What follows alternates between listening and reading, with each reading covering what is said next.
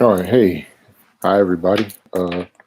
Hey, I don't know if y'all can hear me or can hear that I went live, but all right, thought I would get on real quick, um, just to talk about some stuff that had happened over the week. I guess recap real quick. Um, Might have missed some stuff, so I'm not sure.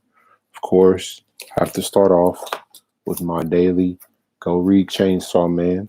So yeah, go read Chainsaw Man. This is volume 7. Chainsaw Man Volume 7. I don't know if you see it in the camera, but yeah, go read Chainsaw Man, all the volumes, not just Volume 7. Start with 1.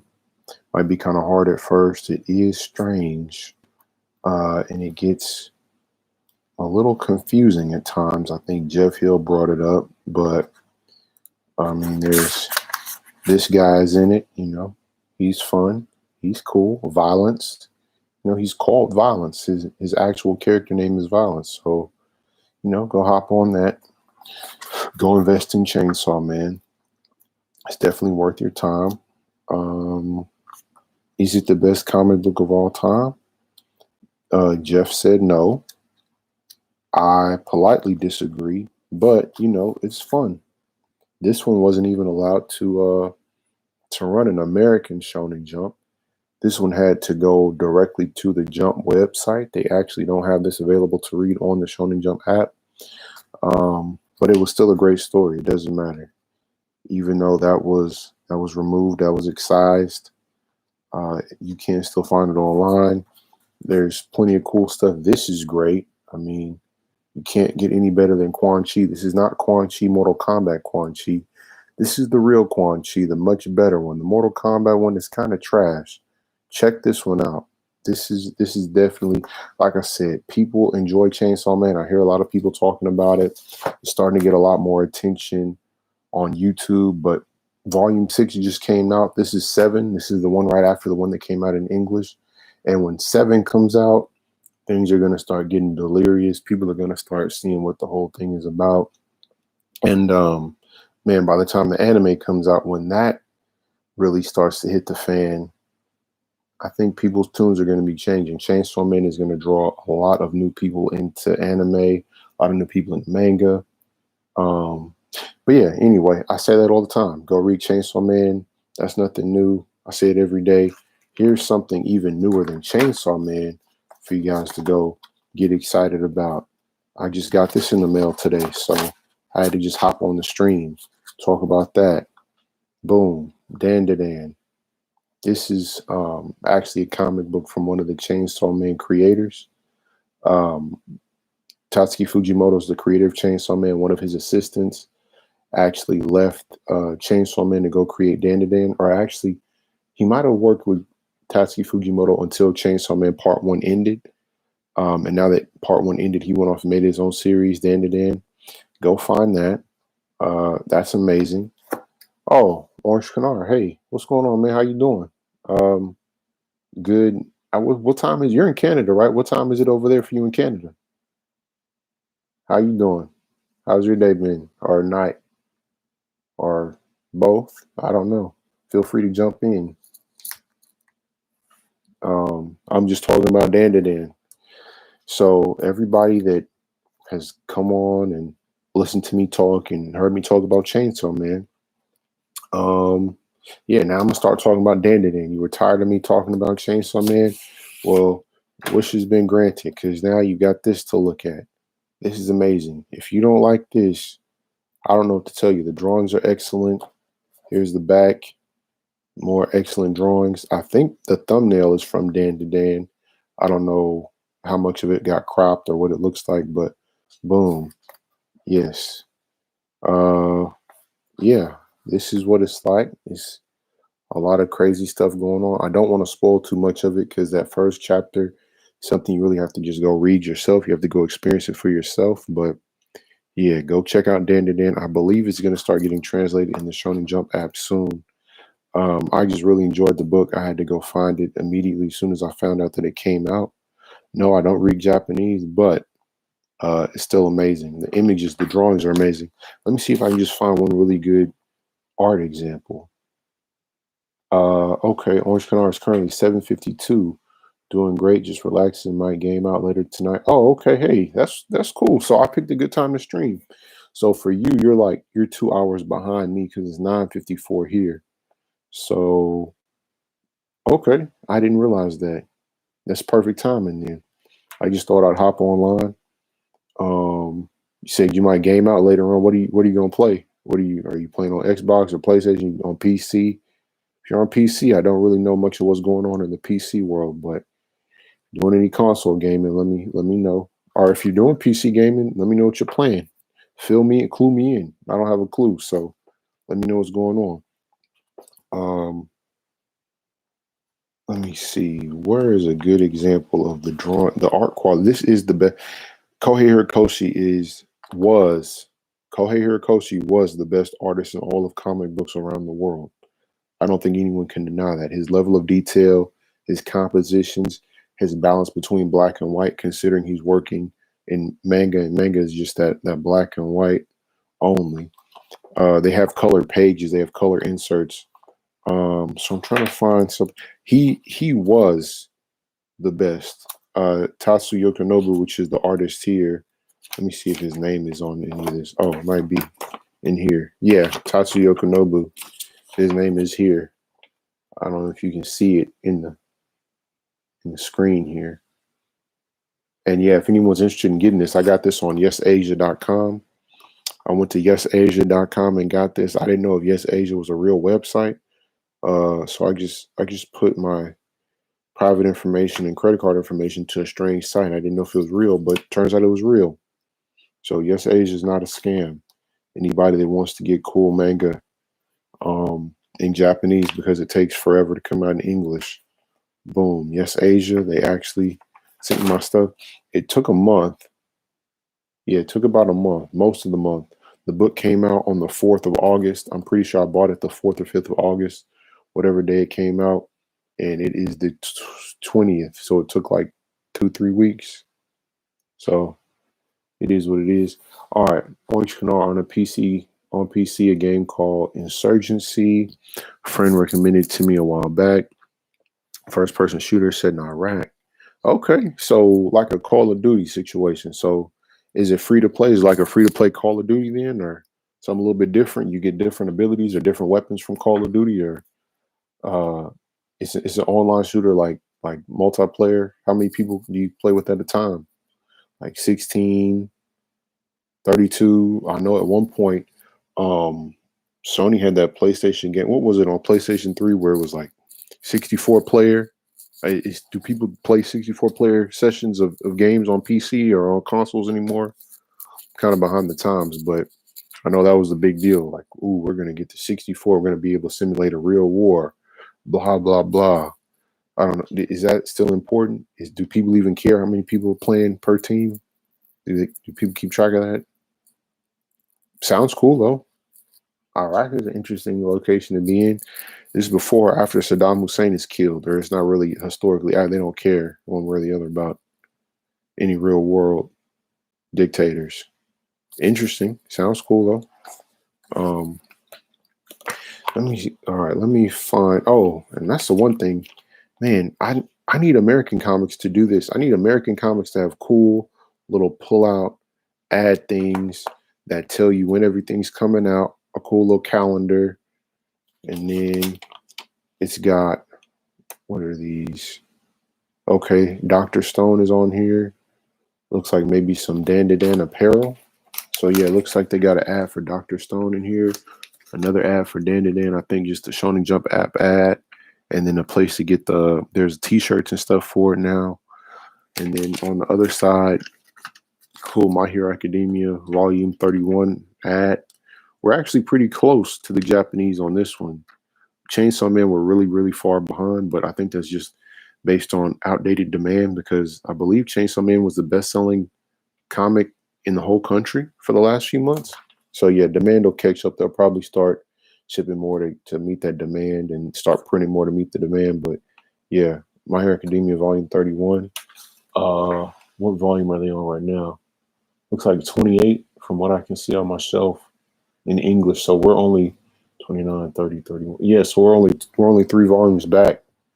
On My Hero Academia in English. It might not even be less. Let me see when 29 comes out. Because it could be that 29 is already out. My Hero Academia 29. Oh, no. It's still a while. 29 comes out in another week or two. So getting close, but still, we're not far back at all. All right, Orange Canary. I don't think it's free, but it's online, and there were a lot of servers to play on. It's like 31 versions. Yeah, okay, so it's 64. Okay. So yeah, it's like close to, or what is it? 62? Okay. I'm not the number one Albert Einstein math whiz, but yeah, I think what 62 players, and that's still pretty amazing. I know there was a time when that was just the biggest selling point for a game, how many people could get on it, how many people could play at one time. I don't know if it's really super relevant anymore, but my brother's been trying to get me on this game Absolver on PlayStation. I think it's multiplayer too, but I don't know. I'll have to see if I can actually make it work. I'm bad at keeping up with the video game trends because video games have broken my heart so many times in the past. I get so excited, and the game developers get you amped up about what could happen, and my expectations always get too high and my dreams are crushed. So anyway, oh, I just saw it looks like they got a season 5 ad. See, this is okay. This is one thing I really enjoy about manga, and I wish Americans would just adopt this in the one ad. So we have an ad for volume 31 of My Hero Academia, plus we have an ad for the movie, plus we have an ad for season 5 of the TV show. So the synergy is very clear. You got the movie up here, you got the TV show here, and then we got the comic book across the whole ad. So anyone interested in My Hero Academia can pick up any of this stuff.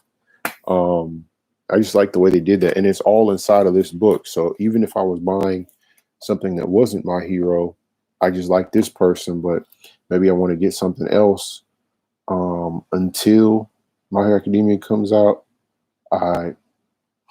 Until the next Dandadan comes out, I can check out My Hero Academia. So this is a good example of the work, the detail.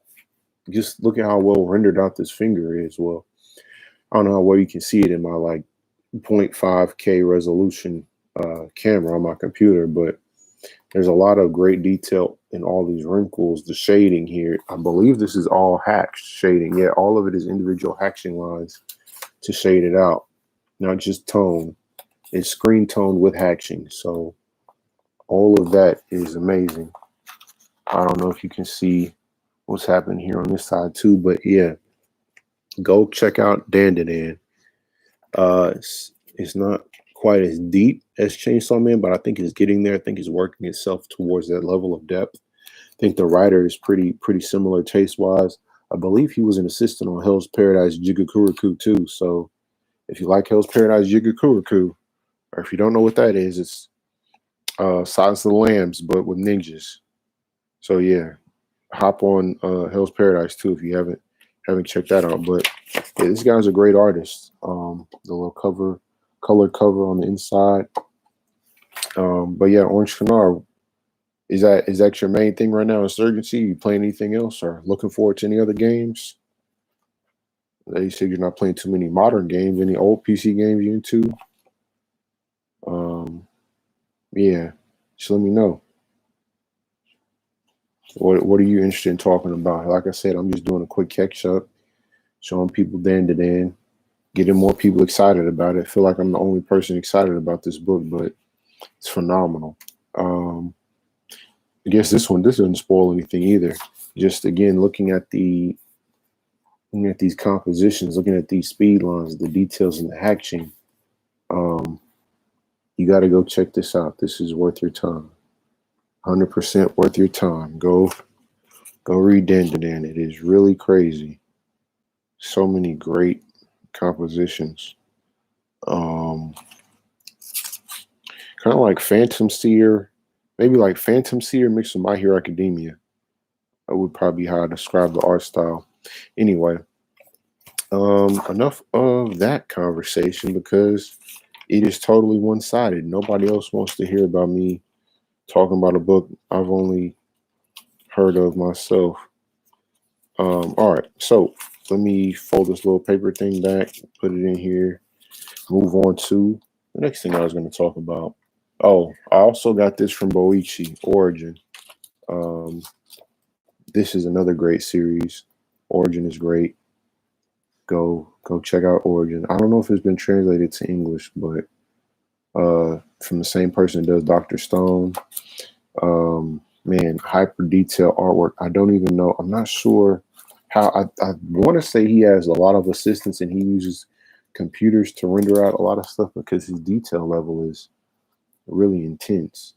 So yeah, Origin. What else? Just, as you can see, he just renders out his art. It's very good. Boichi from Dr. Stone.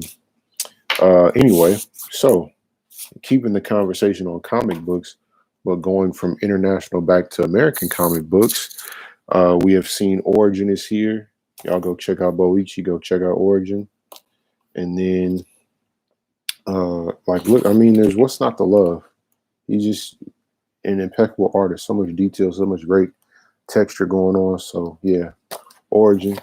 Anyway, moving on from, I had something else from him too. Wallman.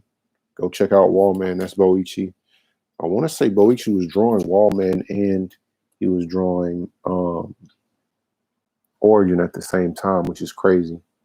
It's a ton of detail in both. So he has to be using an army of assistants, which is not bad. I think it's just the culture, but so many great cinematic panels, great design. Anyway, where am I going? What was the other topic? Okay, yeah. So switching topics, switching over to comics, American comics. Although I was already talking about comics, talking about manga, so I'll switch over to Batman and Catwoman. It's my comic book I was looking forward to this week. I went ahead and picked that up. This is issue 6 that it's on now, and this is Tom King and Clay Mann. I'm 100% picking it up for Clay Mann. Clay Mann is amazing. That's why I got it. Clay Mann and Phantasm. Those are the two reasons why I'm hopping in. Let's see. Let me read what Orange Canary posted here. Watching Eyes Wide Shut. Yeah, if anybody else is watching, feel free to jump in on the chat too. I'm just reading what Orange Canary posted on the chat. So I don't know how many people are watching, but if anybody's watching, anybody else is watching, anybody else want to watch, feel free to hop in. Watching Eyes Wide Shut tonight since it's on Netflix. I'm not into all that, but it's Kubrick, so I'm going to check it out. Then if I care enough, I'll do a video on it. Yeah. You should care about. I think you'll find some things to enjoy about it. Robert Eger, I always talk about him. He has a great channel. I bought some stuff from him on Gumroad too. He has some good. I want to say a RoboCop essay.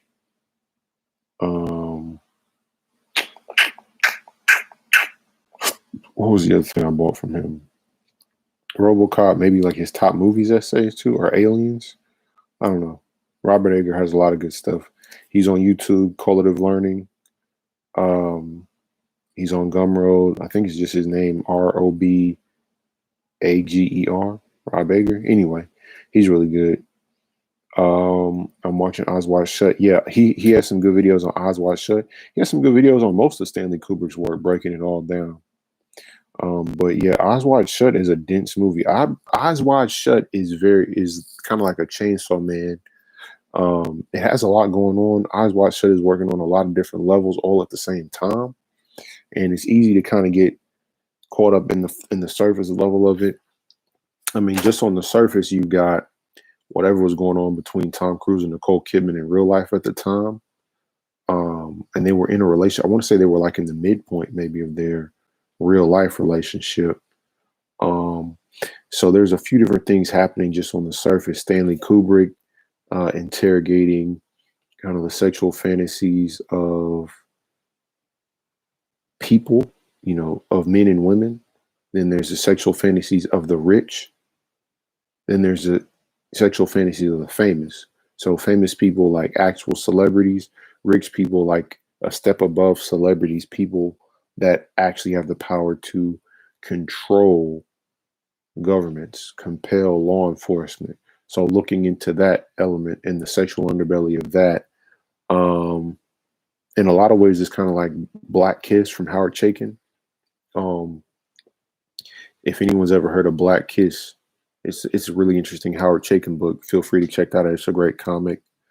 I'll put that in the chat actually because I don't hear enough people talk about Howard Chaykin, and I don't hear enough people talk about Black Kiss. So I'm gonna just type that in. If anybody wants to check that out, go for it because it was great. I believe there's a Black Kiss and Black Kiss 2. But anyway, um, yeah, there's Black Kiss. Eyes Wide Shut also.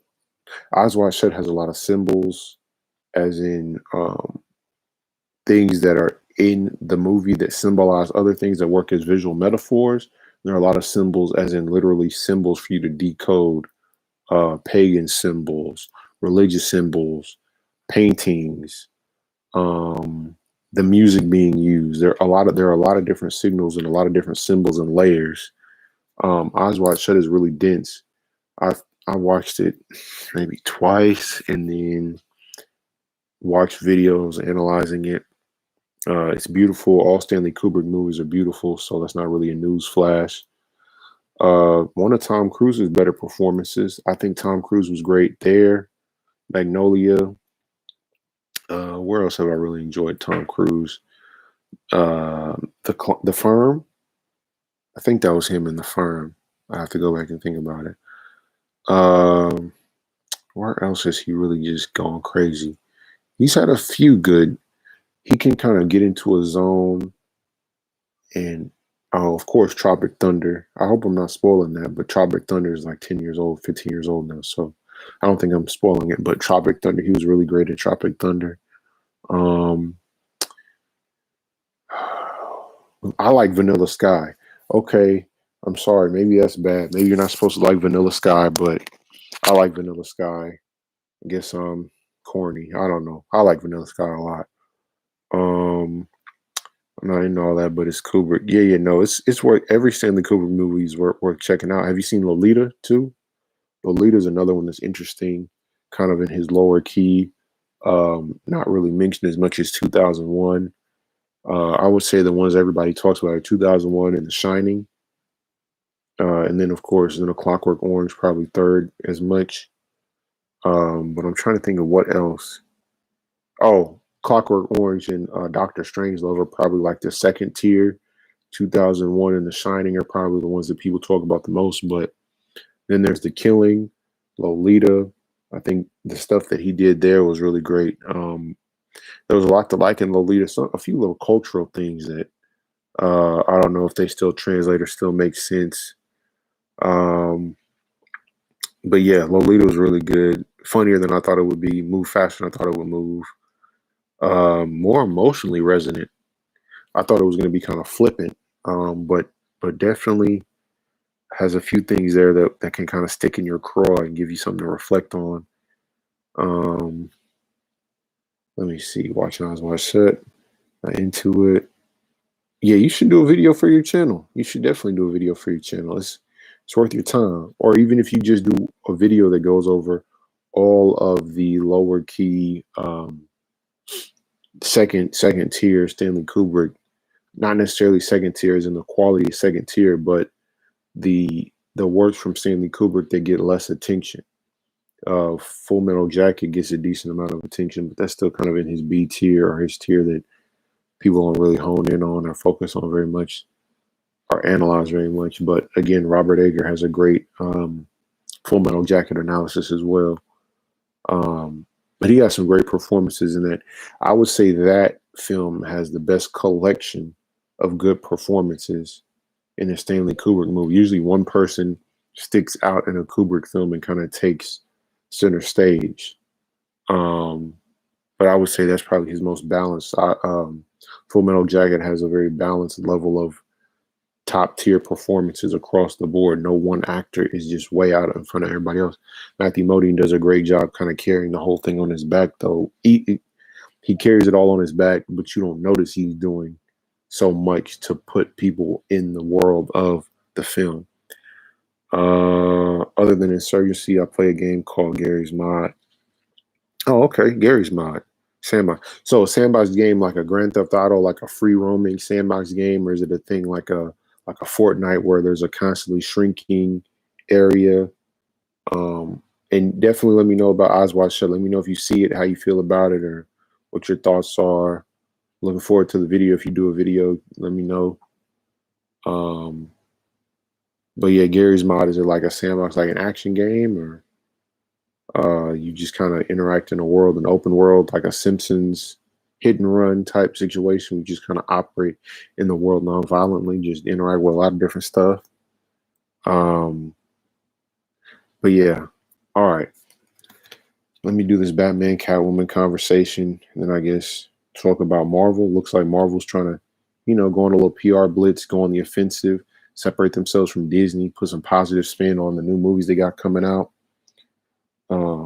Anyway, Batman Catwoman, here we are, hopping back to that, issue 6. Did I point to the right place? Yes, issue. I don't know. Maybe this is a nitpick for me, but why not just put the number 6? Even if you put the word 6, why not put 6 and then the word 6 underneath it, or put 6 at the top and then put issue 6 underneath it? I don't know. That's maybe, I don't know. I'm nitpicking, I guess. Anyway, boom. So we have Catwoman on the back. This is older Catwoman. Oh, don't want to fast forward over. Travis Charest on the cover. Charest, Charest, both, neither. Anyway, Travis Charest, one of the greatest, if not the greatest, comic book artist. Really great Batman, really great utility belt. I don't know, it's kind of dark, kind of hard to make it out, but good Catwoman, great Phantasm.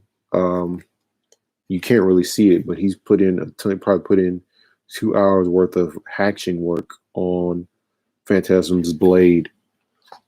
All right. Anyway, let's jump into this one. So, Clayman. Wow.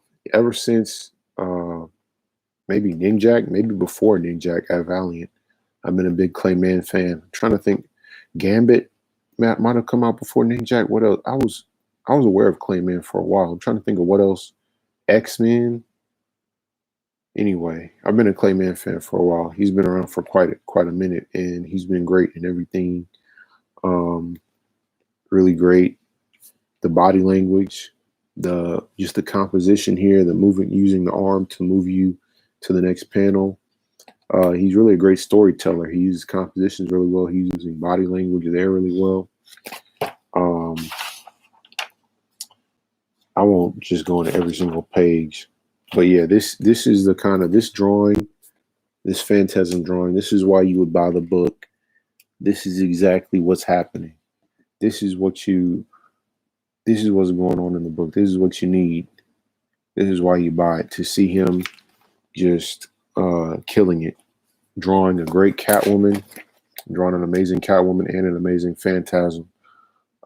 If you haven't seen Batman Mask of the Phantasm, what's wrong? Batman Mask of the Phantasm is the best movie, best superhero movie of all time, best Batman movie, most emotionally resonant romance in a superhero film outside of maybe Spider-Man 2 or Darkman. Probably are the two that were any good. As far as romance, most comic book movies have terrible romance, but Batman Mask of the Phantasm and Darkman, yes, those two are great. Yeah, so Pistol. This is where things start to go wrong. This gun is where you can see there is an omen, a bad omen about this art quality, because it drops. Like this was, the art quality is still pretty high here, but this is definitely a device to get through this page, using somebody's body in silhouette as a framing device for Batman here. Batman's drawn in pretty good detail. Then we just kind of rush through the rest of that page because you just black it out. I mean, this is static, I don't understand what the delays were about on this series. I love Clayman, but I really don't understand why the series was delayed because you have shortcuts like this has been statted, then this whole page is statted. So we've got a page and a half of stat panels just copy pasted with new balloons or no balloons even either. So I don't understand. I don't know. This is one of those situations where I'm very confused as to what was supposed to be accomplished on a storytelling level and an art level. I mean, artistically, I know you're trying to get through the pages, but there's been so many delays on this book that for it to be delayed and not have good artwork is kind of confusing because then there was no point in delaying. But anyway, let me just go over to some other interesting visuals. I thought this was cool. This is Nightwing. I don't know how many people care, but Clayman drew an amazing Nightwing here. This is great. Phantasm looks good here too. Go watch Batman Mask of the Phantasm if you don't know who the Phantasm is. That'll clue you in.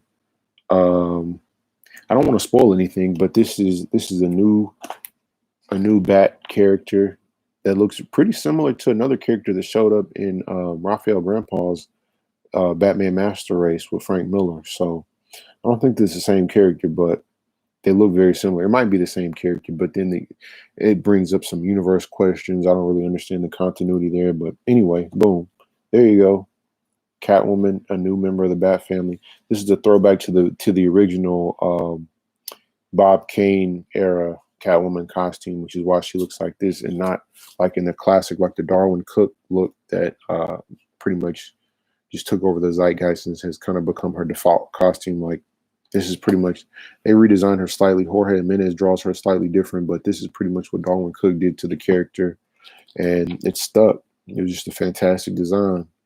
And Hathaway even uses it in The Dark Knight Rises. It just really clicked. It made a lot of sense. It's really clean, really economic.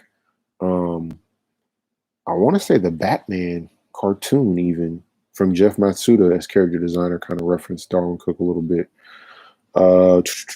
This is off Google. It combines assets from multiple sources, releases, and allows players free reign over the physics NPCs. Oh, that sounds really cool. That sounds like a really fun game. I think that's the ideal of a game. I think that's the perfect point of a game.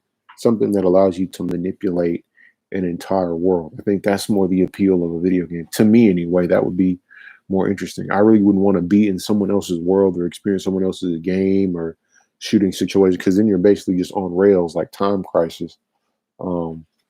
What you're describing there sounds like it'd be a lot of fun to be able to create your own world. Somebody else gives you the assets, and then you can go in and create your own world and make your own entertainment out of the material somebody else gives you. It's like almost like Legos, kind of building your own world. That sounds really cool.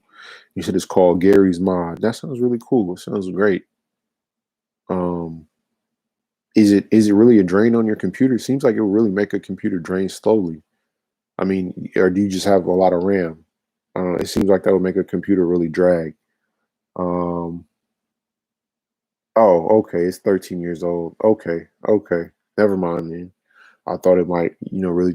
But I mean, shucks, 13 years old. I have to remember how old I am. 13 years old is actually fairly futuristic because that would still put you in what, 2007, 2008. So good stuff came out around that time. I played a lot of video games back around that time.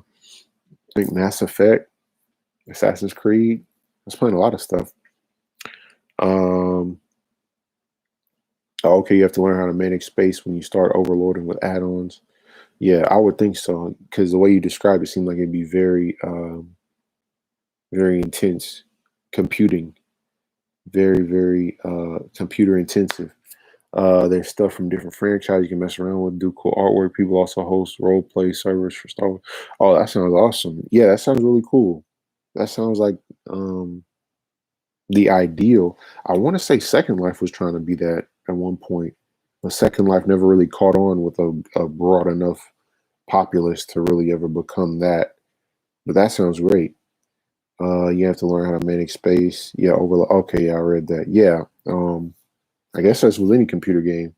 I got into Star Wars Knights of the Old Republic a lot, and I definitely overloaded with a ton of add-ons on Star Wars Knights of the Old Republic, but I loved it. It was fun. I had a black lightsaber. I added a bunch of like Darth Revan costumes and power-ups and stuff to Knights of the Republic. I don't regret it. Crashed my computer a few times, but it's a lot of fun. It took forever to load too, to actually load it up, but it was fun. I definitely got my money's worth out of that experience. And it was a ton of discs. It was like 5, 6 discs. Anyway, it was a lot of discs, but Star Wars Knights of the Republic was great. I regret nothing. It was fun. Batman Catwoman. Again, I don't understand this. Now, this is a book that's been delayed. Let me, before I continue to slander Clayman, first of all, I can't slander Clayman because he's one of my favorite artists. So everything I say is love and respect. And Clayman is one of the greatest of all time. No one can ever take that from him. Batman and Catwoman. Issue 5. So let me look at when issue 5 came out. Okay, 5 came out June 1st. And so we've had all of June, all of July, all of August. Yeah, so we had a 3-month gap between issues 5 and 6. And I want to say they waited to even put the book out because, let me see.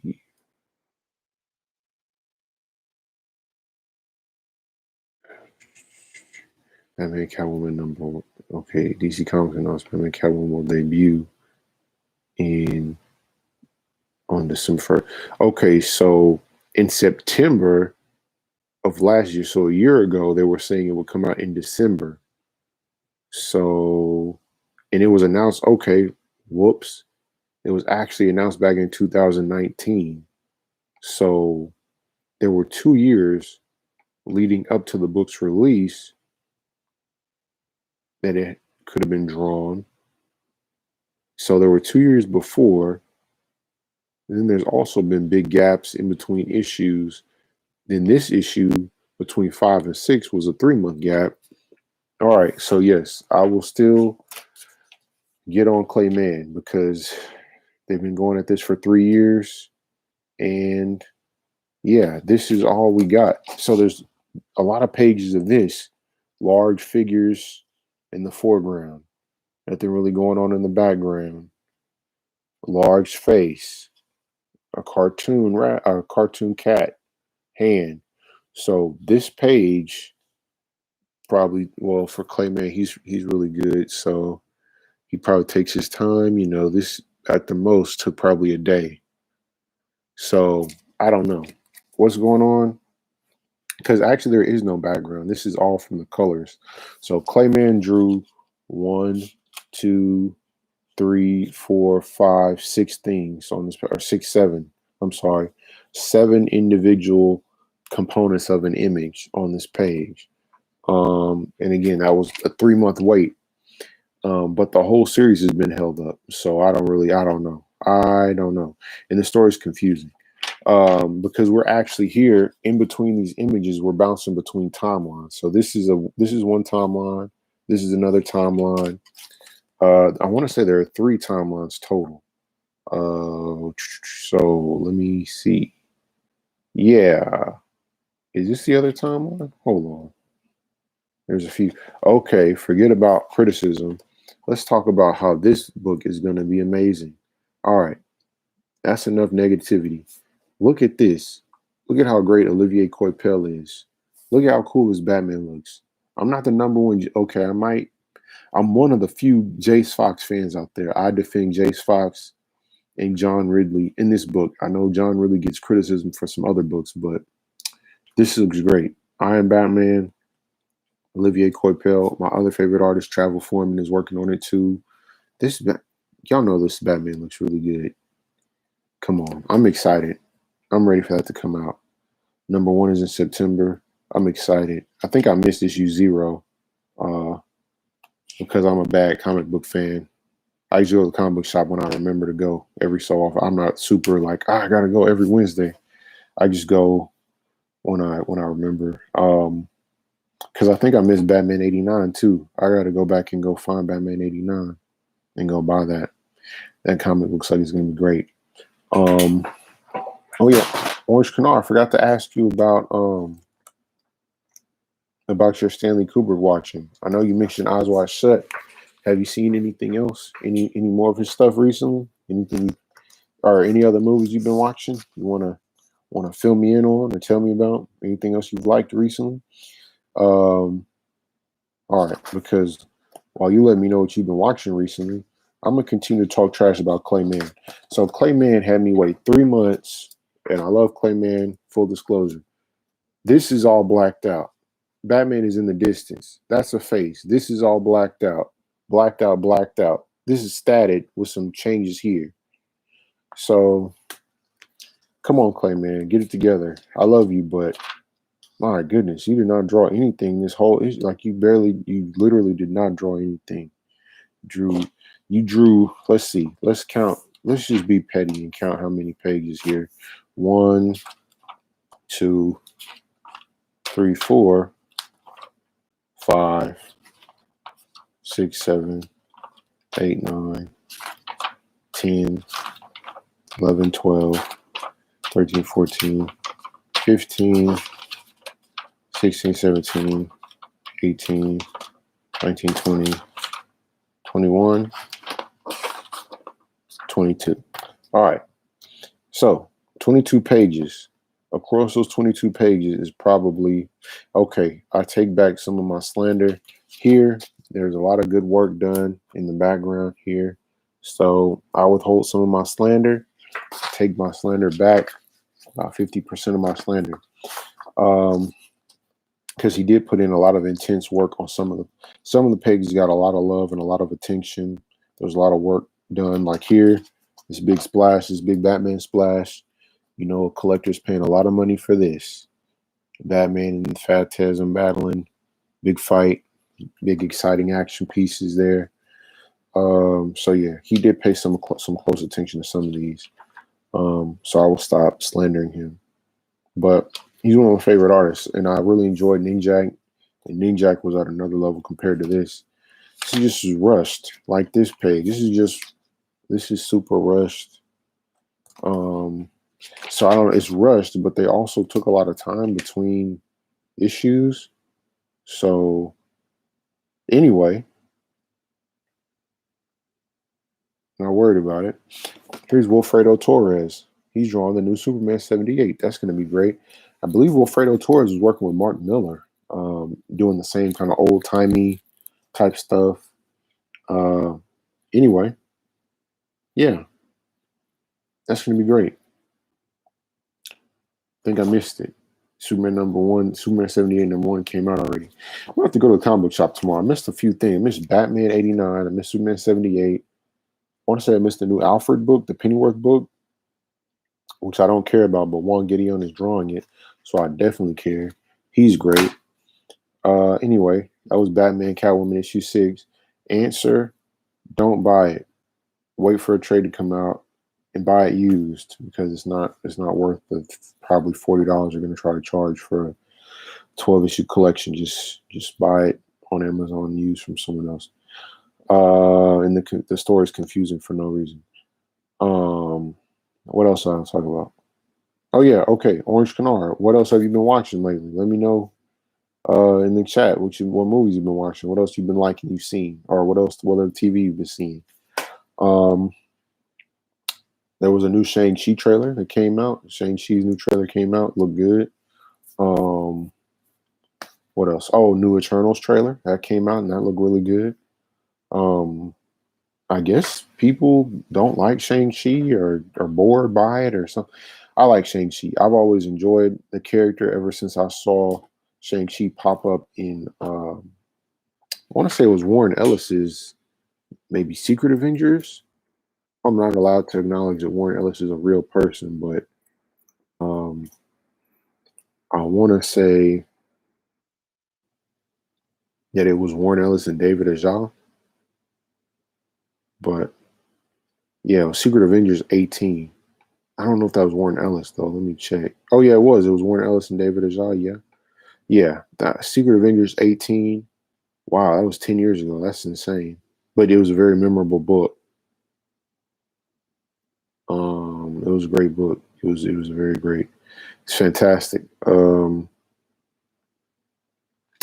Yeah, I Secret. It was Secret Avengers 18. Shang-Chi was amazing in that book. Go find it. I'm gonna go type that. Secret Avengers issue 18. I don't know where you would find it at. I have it because I just bought it at the time and it just blew my mind at the time. But anywhere you can find that Secret Avengers run Warren Ellis put out, maybe collected somewhere in a trade somewhere, go invest in that because it was great. Secret Avengers 18 was amazing. That I knew of Shang-Chi before that. I was aware of Shang-Chi. I always felt like he was kind of second fiddle to Iron Fist. I understood that him and Iron Fist kind of come out of that kung fu exploitation era around the time Enter the Dragon was popular back in the 70s. So I never thought much about either of those two characters, but Avengers versus X-Men kind of made me rethink. Well, that's not true. Matt Fraction and Ed Brubaker's Iron Fist series made me kind of care more because Wizard Magazine was hyped on that. David Ajay was really cool there too. So that kind of got me hyped on Iron Fist. Then we moved over to Shang-Chi. And I never really cared. My interest in Kung Fu comics stopped. It began and ended with Iron Fist. Then they introduced Shang-Chi. I didn't understand, or I heard about Shang-Chi, but didn't understand the purpose of the character. And then Warren Ellis really just blew me away with issue 18 of Secret Avengers. That really made me feel like, wow, this character does not get enough attention. This is amazing. We need to get more with this guy. He's kind of like a Kung Fu James Bond. Which recently James Bond has been doing more Kung Fu, but it's neither here nor there. Shang-Chi in the comics is more like a Kung Fu James Bond and deals more in espionage and smaller scale conflicts, kind of like what I had wished the Black Widow movie would get into. But it seems like the new film is going to go the wuxia big Chinese epic route, like the ancient Chinese epics, like a Crouching Tiger, Hidden Dragon, which is cool. It's different and interesting. Shang-Chi has had weird trailers. People's reactions have been really good, which is always good. I like going in undersold and not knowing what the movie's about. I don't want to know all the cool stuff, all the cool characters, the best dialogue, all the good jokes. I don't want to come into the movie anticipating anything. I want to come into the movie cold. So really, when I see a trailer and it's bad, I don't get worked up about it because I don't want to know everything. I hate when trailers give away too much information. I try to purposely avoid every trailer past the first teaser trailer of everything. Like, I really want to go see the new Candyman movie, so I've just been fast forwarding over every time it pops up on YouTube. I'm aware of it. I know when it comes out. I know they pushed it back a few times, but still want to see Candyman. I don't want to know. I've seen the original Candyman, but I don't want to know anything about this one going into it. I don't even want to know who's playing Candyman. I like being surprised when I see actors pop up on screen. What was that? Oh, Ip Man Master Z. When Michelle Yeoh popped up in that, and they don't show Michelle Yeoh walks across the table, turns a corner, gets behind one of the actors, and then drops in the frame. You can see it's her. That's great. I like being surprised when actors pop up in roles. Master Z. Go watch Master Z. That's a great kung fu movie. Apparently the kung fu is going to be good in Shang-Chi. I mean, I would have liked to see them get maybe like Gareth Edwards, one of the Gareths. I don't know which Gareth it is. Can't ever remember.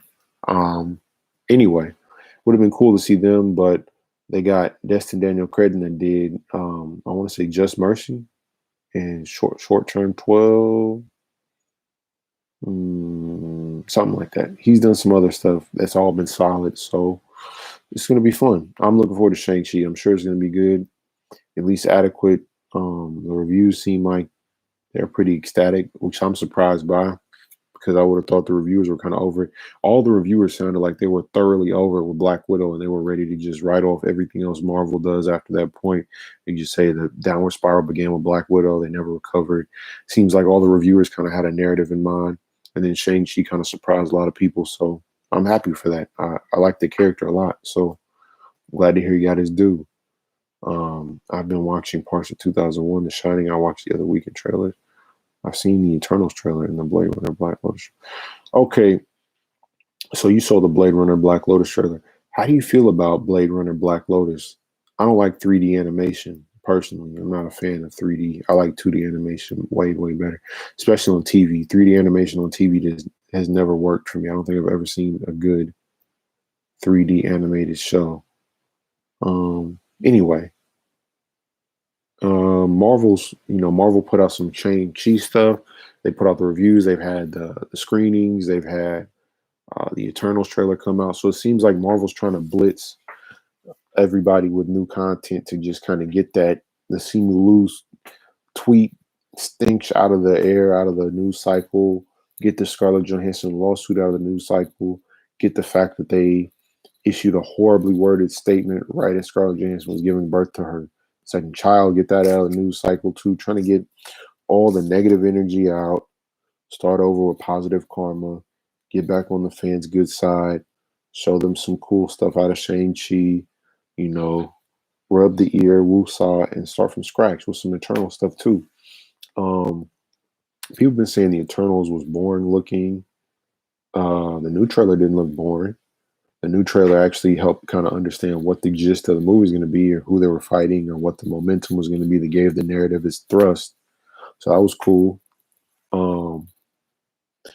I like when Angelina Jolie gets into this weird little like super goofy nerd bag that she can get in. She taps into this zone, this mode of her. Sometimes she'll get into this a little bit. She'll kind of like do super serious movies, and then you just want to go goof off and do something crazy, like Wanted or Tomb Raider, Mr. and Mrs. Smith. Like she'll just hop out and do some crazy action stuff for no reason, and then be super serious for some reason. I like that she can bounce between the two. I like her in all of it. Anytime Salt, she'll come and do Salt and look just goofy stuff. You have to kind of suspend your disbelief with her more than a Gina Carano or who else? Maybe like Ronda Rousey or even Katie Sackhoff. Like you kind of have to, or Karen Gillan, who's huge, who was awesome. Man, Karen Gillan was amazing in Gunpowder Milkshake. I hope she gets a lot more action movie roles after Gunpowder Milkshake because that movie's good. Go watch Gunpowder Milkshake on Netflix. She has a lot of great fight scenes in it.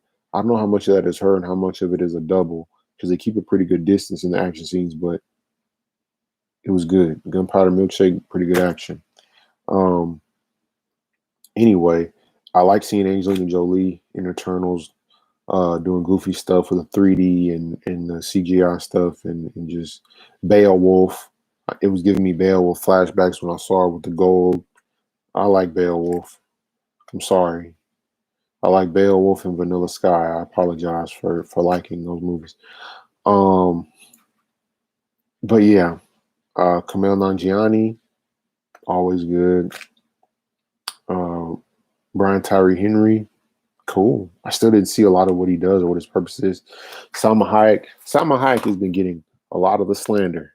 She's been the butt of everyone's little jokes about how this is the little race swapped Eternals and all this. No. I don't care who the character was in the comic books. It's Salma Hayek now. The end. I will not tolerate any Salma Hayek slander. I will not. I'll choke myself with this headset first. I will not tolerate you guys slandering Salma Hayek. She is the only reason I watched The Hitman's Bodyguard.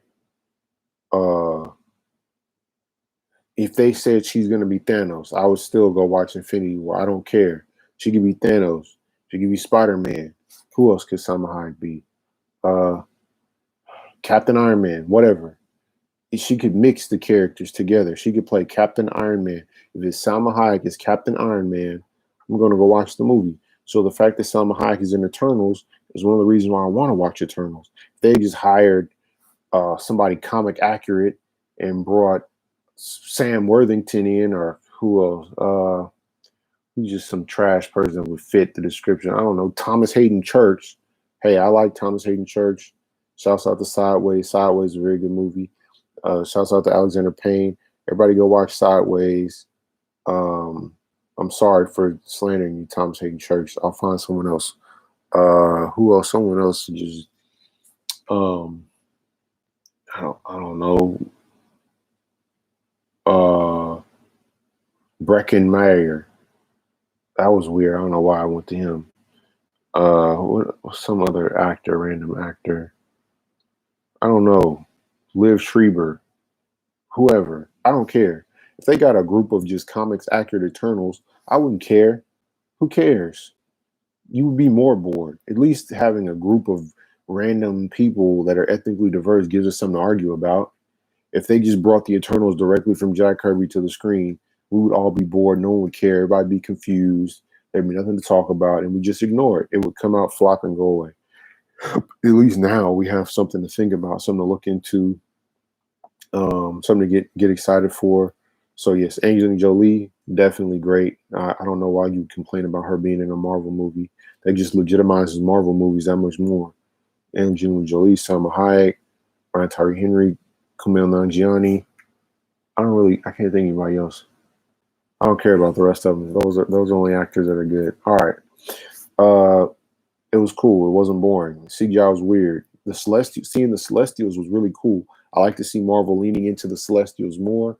I'm curious to see they're really leaning into the Celestials, but they're also really leaning into Kang, and they're also really leaning into the cosmic stuff with Thor 4 and the Guardians of the Galaxy appearing so heavily in that movie.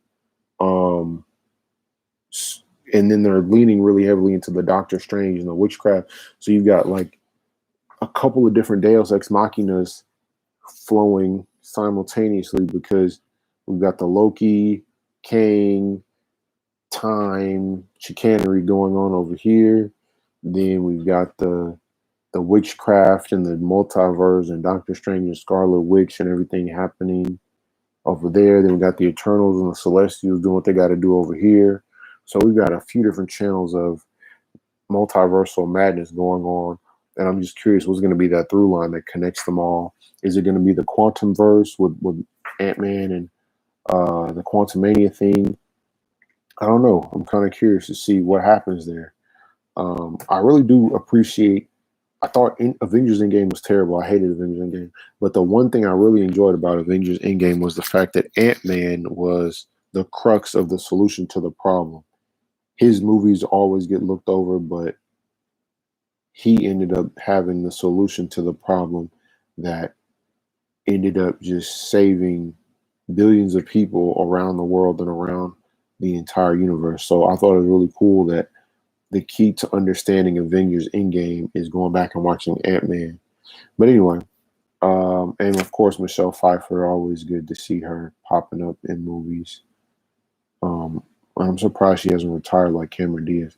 Anyway, so yeah, Eternal's going to be good. I'm really most excited for Thor 4. Out of all the new Marvel stuff coming out, Thor 4 is what I'm looking forward to. Because I was not looking forward to Thor 3 at all. I just watched it out of a sense of duty. It's like, all right, Thor 3, here we go. Let's just get it over with, rip this Band-Aid off. And it was totally delightful. I rewatched it a lot. I really enjoyed Jeff Goldblum there. It was so much fun. So yeah, Marvel, I don't know.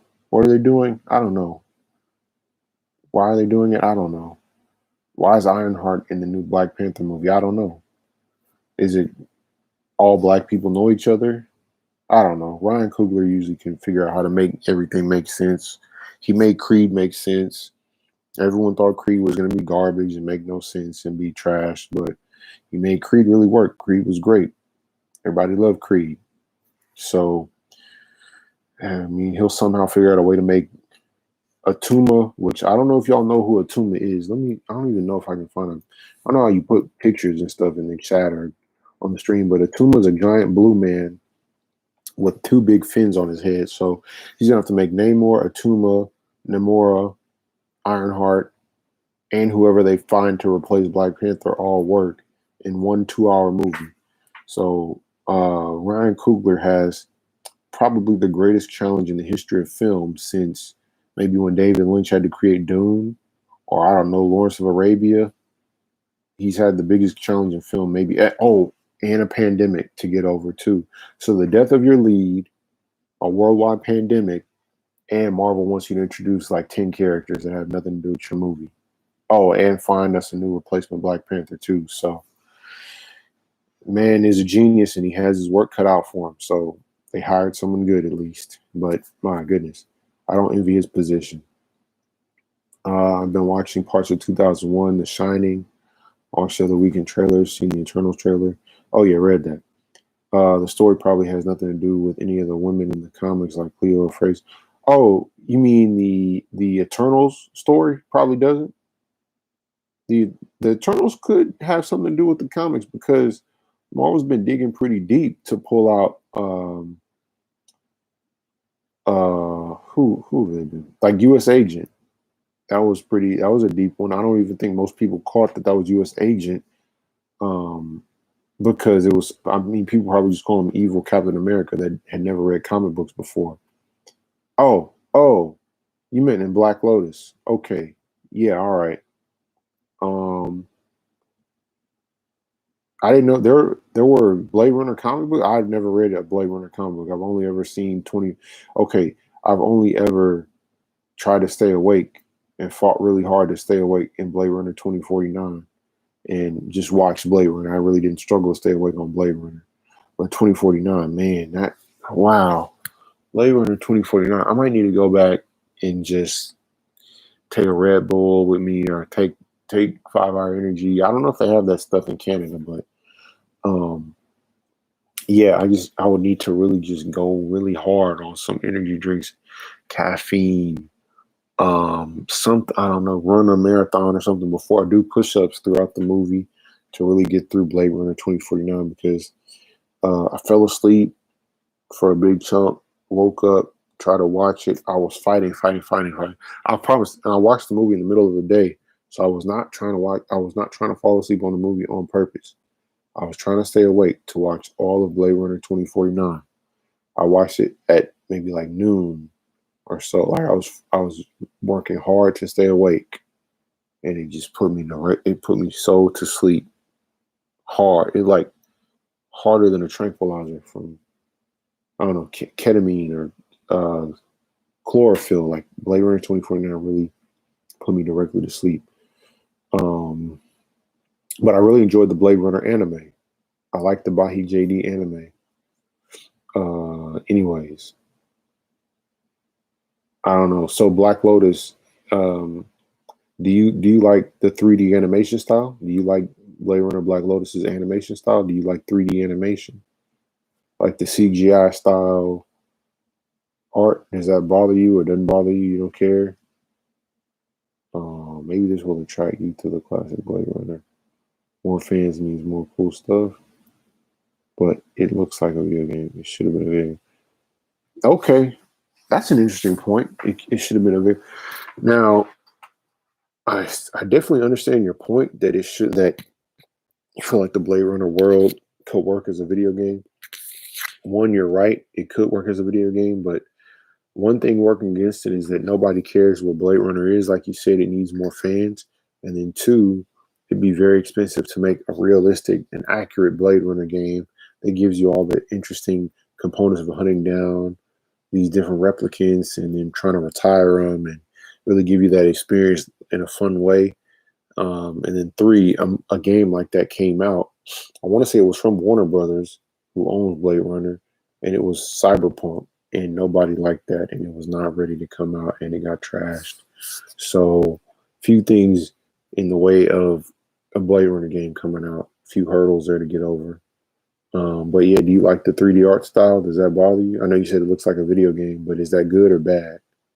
Do you like that it looks like a video game, or don't care it looks like a video game, or kind of indifferent?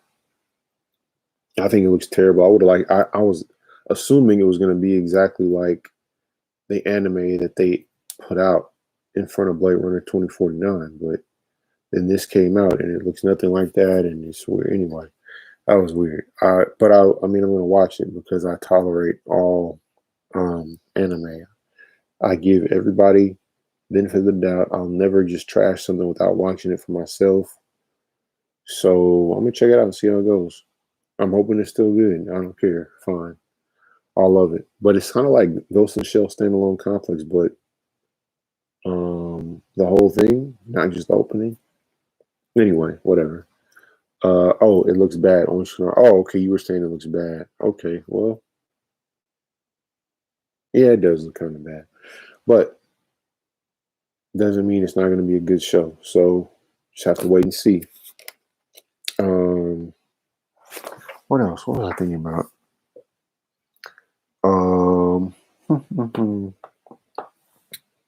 Batman, Catwoman, the Marvel thing. I don't remember. I think that was all I was trying to talk about.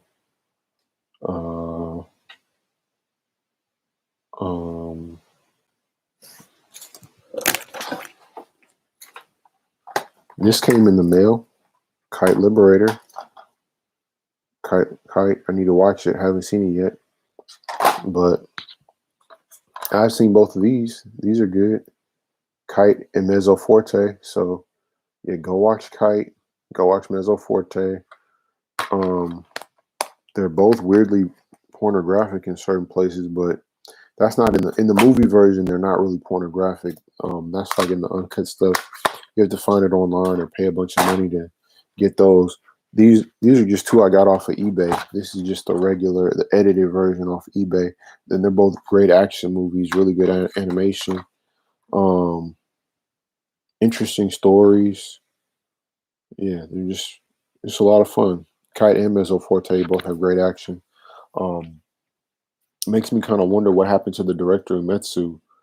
I really don't see him working on anything recently. I don't think he's worked on anything recently. Let me check. I think it's been a while since like maybe 2018 since Metsu worked on anything. But he's a great action director. Really surprised more people didn't reach out to him once the series was over. Let me see.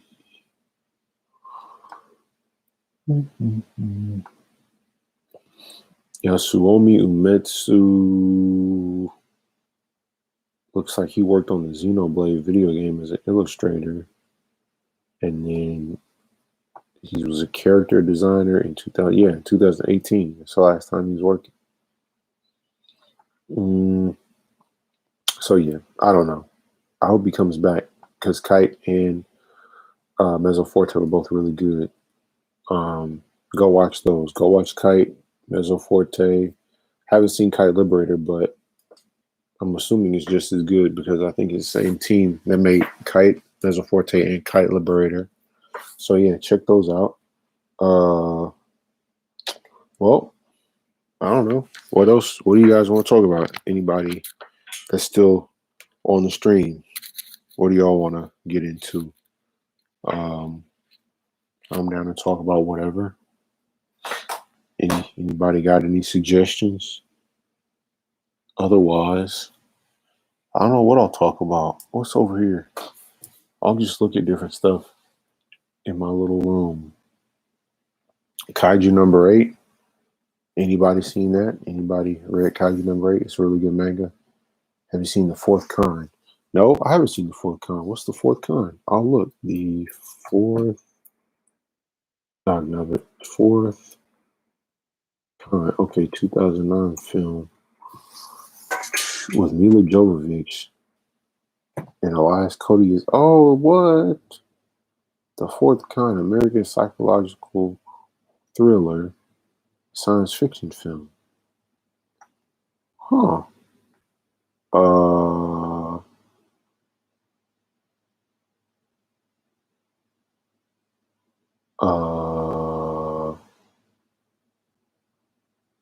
This is interesting. Okay. Boom. The Fourth Kind. So are you talking about this Mila Jovovich? I guess it's like a horror movie, or is it an alien movie? Okay, yes. So it's an alien abduction movie. Okay, so yeah. Yeah, have you seen the or is this you're talking about the forthcoming Mila Jovovich from 2009 then? Holy crap, that's old. Yeah, it's kind of old. It's not it's not that old. How old was I in 2009? 2009. Oh, maybe it is kind of old because I was pretty young. 2009, I was like 2009. No, I was 17 or 18. Wasn't that old? So yeah, okay. So yeah, did you like it? Or have you seen the forthcoming? I haven't seen it. I really wasn't getting into too many movies at that point in my life. I guess that was like maybe 17 or 18 at that point. I wasn't watching too much except what came out in the theaters. Um, and the fourth kind, I think, doesn't quite sound. I mean, it's hard to make alien invasion movies interesting. Or, I'm sorry, alien invasion. It's hard to make alien abduction movies super interesting because you can't give away your alien. Like you can't really show the reason why I'm watching the movie. We can only talk around it. Oh, there you go. See what I didn't even know you were going to type that, but yeah, it's pretty boring to be honest. I think it's pretty slow. Exactly. And that's my issue. I feel like what you just described is the only way it could go. It's going to be boring because I can't show you the alien. We have to debate, was the abduction real? Was the abduction not real? So I can't reveal whether or not it happened because that's the main crux of the drama of the story.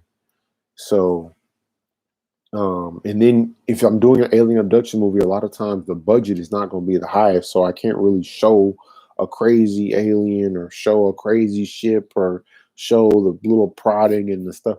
So yeah, but hey, since you, yeah, better off just watching the scary scenes. But I mean, honestly, yeah, that's true. Just hurry up and watch the scary scenes. And honestly, if if an alien abduction movie got more into the psychology of the person being abducted and we look and the person is going through their daily routine, we see pieces of the abduction happen, then we follow this person, they can't go to sleep at night anymore, or they can't interact with other people, make physical contact with other people, or if they see silverware, or can't do the dishes, or give them some kind of a psychological hang up, or make things look like other things, and it's like, did I really see that? What was that? Something in the shadows? And play more with that person's perception and do more in that vein. I think it'd be a lot more interesting. But I mean, I don't know. um I'm not the number one alien man. I did watch the YouTube stuff you told me about with the Native Americans. Matter of fact, I think I still have it right here. Yeah, the British Columbia Triangle Indian Legends of the Interior Plateau. So yeah, still got that up. That was interesting. It was interesting to hear about the tree monsters that were super fast but also super sensitive and could be hurt very easily and like kidnap people. Like they were kidnapping a guy and put him in a cave. And he was hiding in the little cave, and they put a boulder over it so he couldn't get away. So anyway, it was interesting. I appreciate you sending me that video. I liked hearing about those creatures. It's interesting to hear about creatures from different cultures when we have the Greek myths a lot of times or the Roman myth, and they're European characters like focus more around like horses or like a winged horse or the dragon with the multiple heads or Medusa or like, and it's more like about snakes and things of that world. And then these characters were more centered around like deer, trees, like the nature, the topography of America. So I thought that was really cool to see the contrast between the different types of monsters and different types of mythology. Um, it was also interesting to see a lot about the geography. Like people that were out in the mountains discussed a certain type of monster, and it changed. Your location changes the kinds of creatures and their movements and their attitudes. And anyway, it was cool. I liked it a lot. I liked. I appreciate you showing me that clip, that video. Um, it can be done with very little money. Yes, an alien abduction movie can be good without a lot of money. I think an alien abduction movie that just gives you You have to really see an alien because that's the whole reason I came into your movie was to see an alien. So you have to see it at least once. There needs to be a sequence. I'm trying to think of what it could be. Maybe even like a Hostel where or like Hellraiser where maybe someone's skin is being peeled off the face, or the skin is being cut off the hand, and then you peel it back like a glove, and you only have to see it one time because all we're doing is flashing back to that sequence throughout the movie. So we only have to shoot a torture scene and an abduction scene once, and then we just chop it up, and the person has little flashes of it. Maybe like it's a woman and she's going to get her nails done, and then she's like, and jerks back because she has the flash of when they peeled her skin off, but it's back. And so she's like, was my skin really peeled off? I don't have any sutures or burn or whatever. So anyway, be interesting to just, like you said, do something low budget, little money, but give people the goods. Give people that abduction that they want to see. Let them see the abduction, but maybe make it faster paced. Make the person question their sanity in other ways that are more visually interesting and engaging. Maybe they get fired from their job because, I don't know, they're a teacher and a little kid comes up behind them and touches them in the back, and they're like, "Oh, what was that?" And they they turn around and hit a kid. Like, you can't hit a kid if you're a teacher, so you get fired. But giving them something interesting, interesting problems throughout their life as a result of being abducted that are visually represented, instead of just sitting and talking in different locations, like the Loki show. My goodness. But then, has anyone else seen the Loki art? I think an artist on Instagram posted some of their Loki concept art, and it looked like Loki was in the Taxi Driver movie. Like, it looked like Loki was supposed to be in a lot of different locations, but the pandemic, budget cuts, that kind of changed it to be like a sitting, talking type of show. Where it's supposed to be a up, moving around, Owen Wilson and Loki going to different universes and different time stream show. Anyway, I agree. Glad you liked it. Yes, I did like the YouTube videos you showed me. I definitely did. I'm glad that you're glad I liked it. And yes. Okay, so yes, exactly. So my movie idea wasn't that thrown off. But yes, you can make that type of thing with very little money. I mean, The Fourth Kind probably wasn't the most expensive movie to make in the whole world. I'll look it back up before, yeah, going back. I mean, it's probably like $15 million budgeted film. Okay, 10 million even. All right, cheaper than what I even would have thought. So yeah, it doesn't. She's describing what happened to her in Alaska. Oh, okay. So Orange Canard, have you come to America at all, or have you seen Alaska, or maybe the Canadian parts of it? Are there Canadian parts of Alaska? I don't know. But have you been to America at all? Have you come to our country? You mostly just stayed in Canada. Have you considered maybe like going to school in America or something to that effect? Studying here, studying film here or something? I mean, really, you could just go to Toronto? They film everything in Toronto, or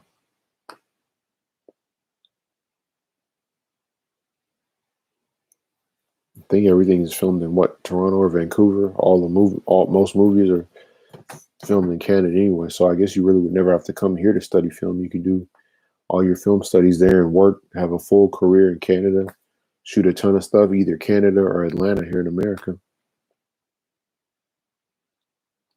And just, I guess Canada, Atlanta, and London are the three big production hubs of the world.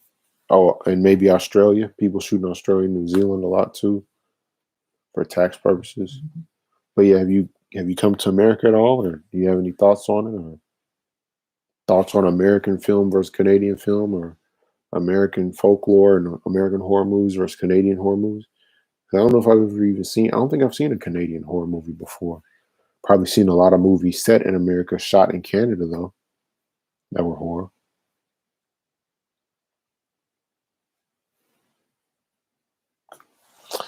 I have seen Mount Baker in the U.S. near the Canadian border. It was nice. I hate flying. Yeah, I hate flying. Yeah, I don't like flying either, so cannot blame you. Flying bothers me. I don't think men were meant to fly. Humans should not be up in giant explosive cans flying around at hundreds of miles an hour. Yes, I agree. I'm not big on planes myself, so can't blame you. Not missing out on much here in America. Not gonna lie, Canada's nicer, so I think you won being born there. I think that worked out for you pretty well. You guys got a lot of nice things. More rural areas, I'm sure, more farmland, more wildlife. I'm sure your endangered species are probably protected a little bit better. Here, I mean, there's some cool stuff in America, but most of our coolest stuff is in documentaries already or stuff you can watch online. We really don't have that many crazy things you have to experience. I mean, Canada has skyscrapers. Canada has national parks, farms. Mm, yeah, it's really not much. Not missing much here in America. Uh,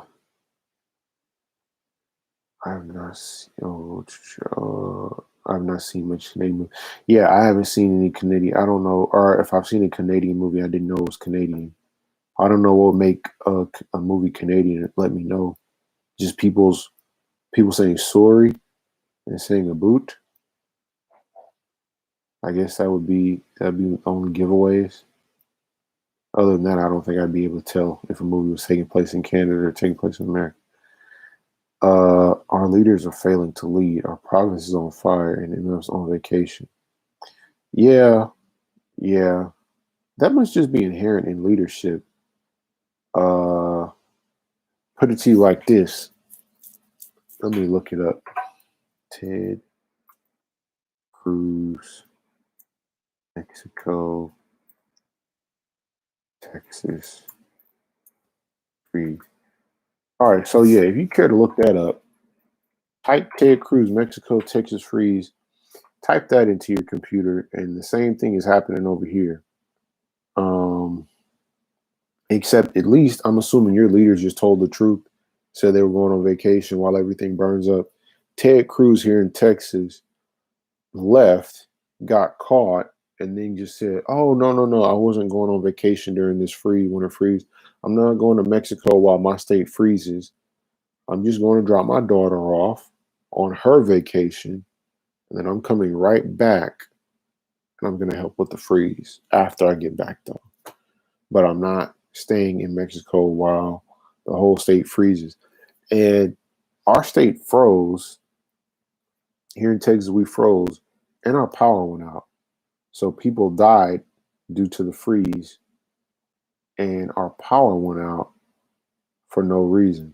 When our leaders could have stepped up and demanded that Texas go onto the grid for the whole country that had different electrical standards and never would have failed. But anyway, that's neither here nor there. I don't know if anybody wants to chat. What else you guys want to chat about?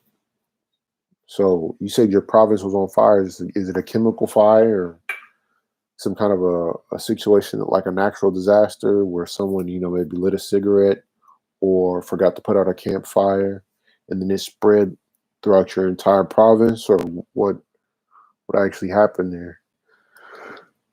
Um, trying to think of some else I'm talking about. Um,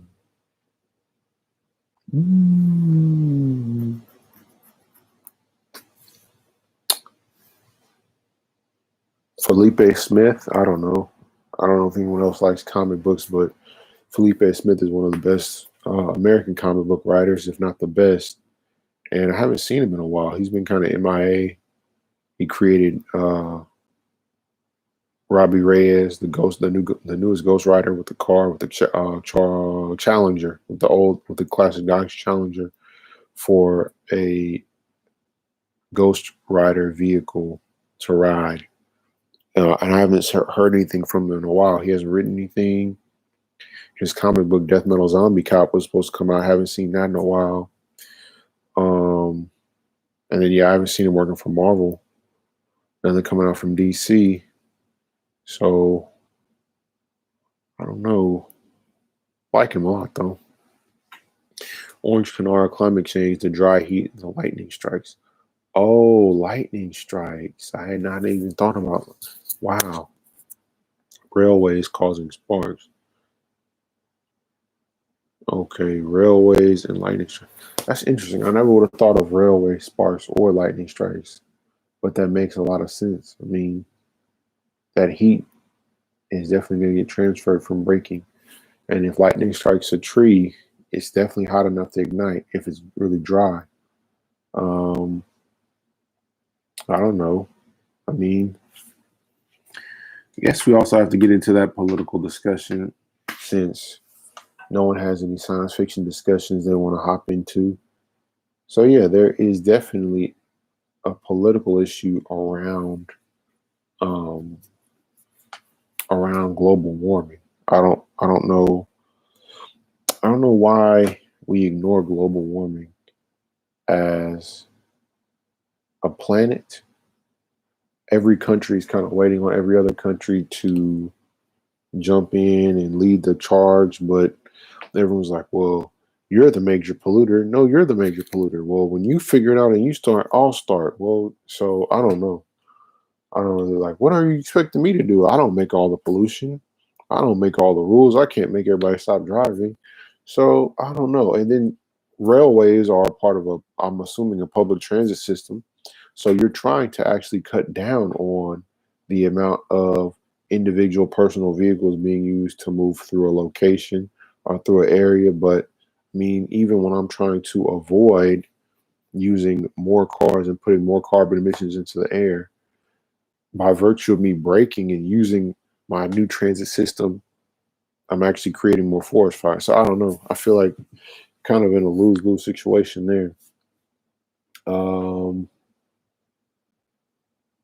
Everyone is on evac alert. Oh my goodness.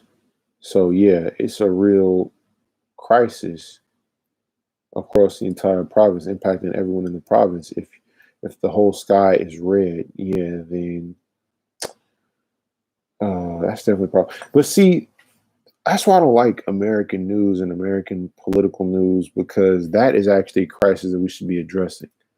Forest fires in Canada are extremely dangerous and should be addressed by our fire departments and our emergency management here in America.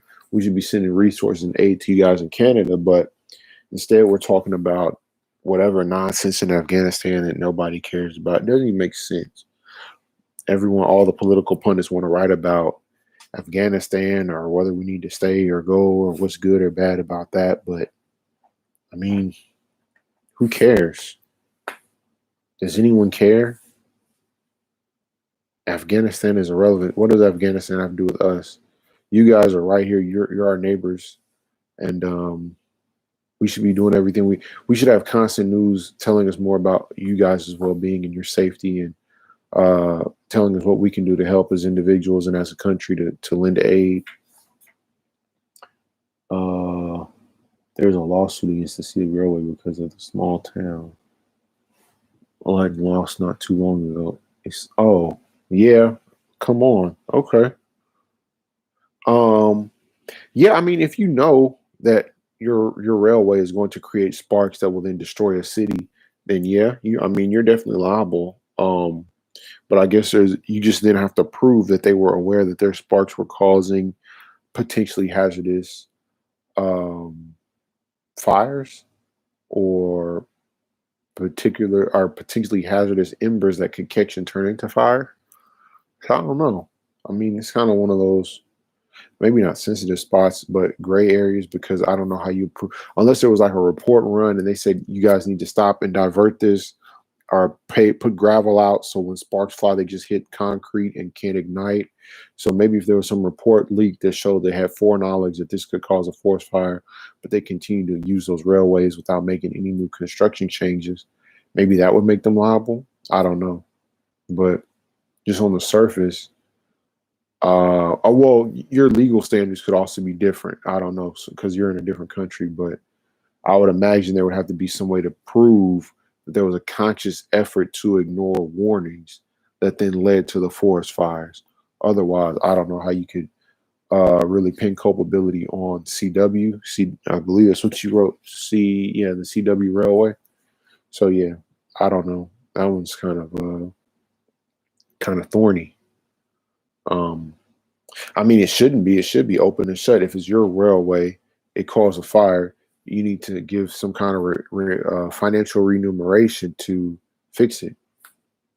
Because if not for your railway, and if your engineers are working more efficiently originally and thinking about environment holistically, not just how can you get this construction accomplished as cheaply as possible, and you were thinking about the potential for sparks flying off of your materials used when they're brought up against each other with enough friction and enough speed that they will create sparks. Um, Definitely some blame to go around there for sure. There's a lot of good blame to go around there.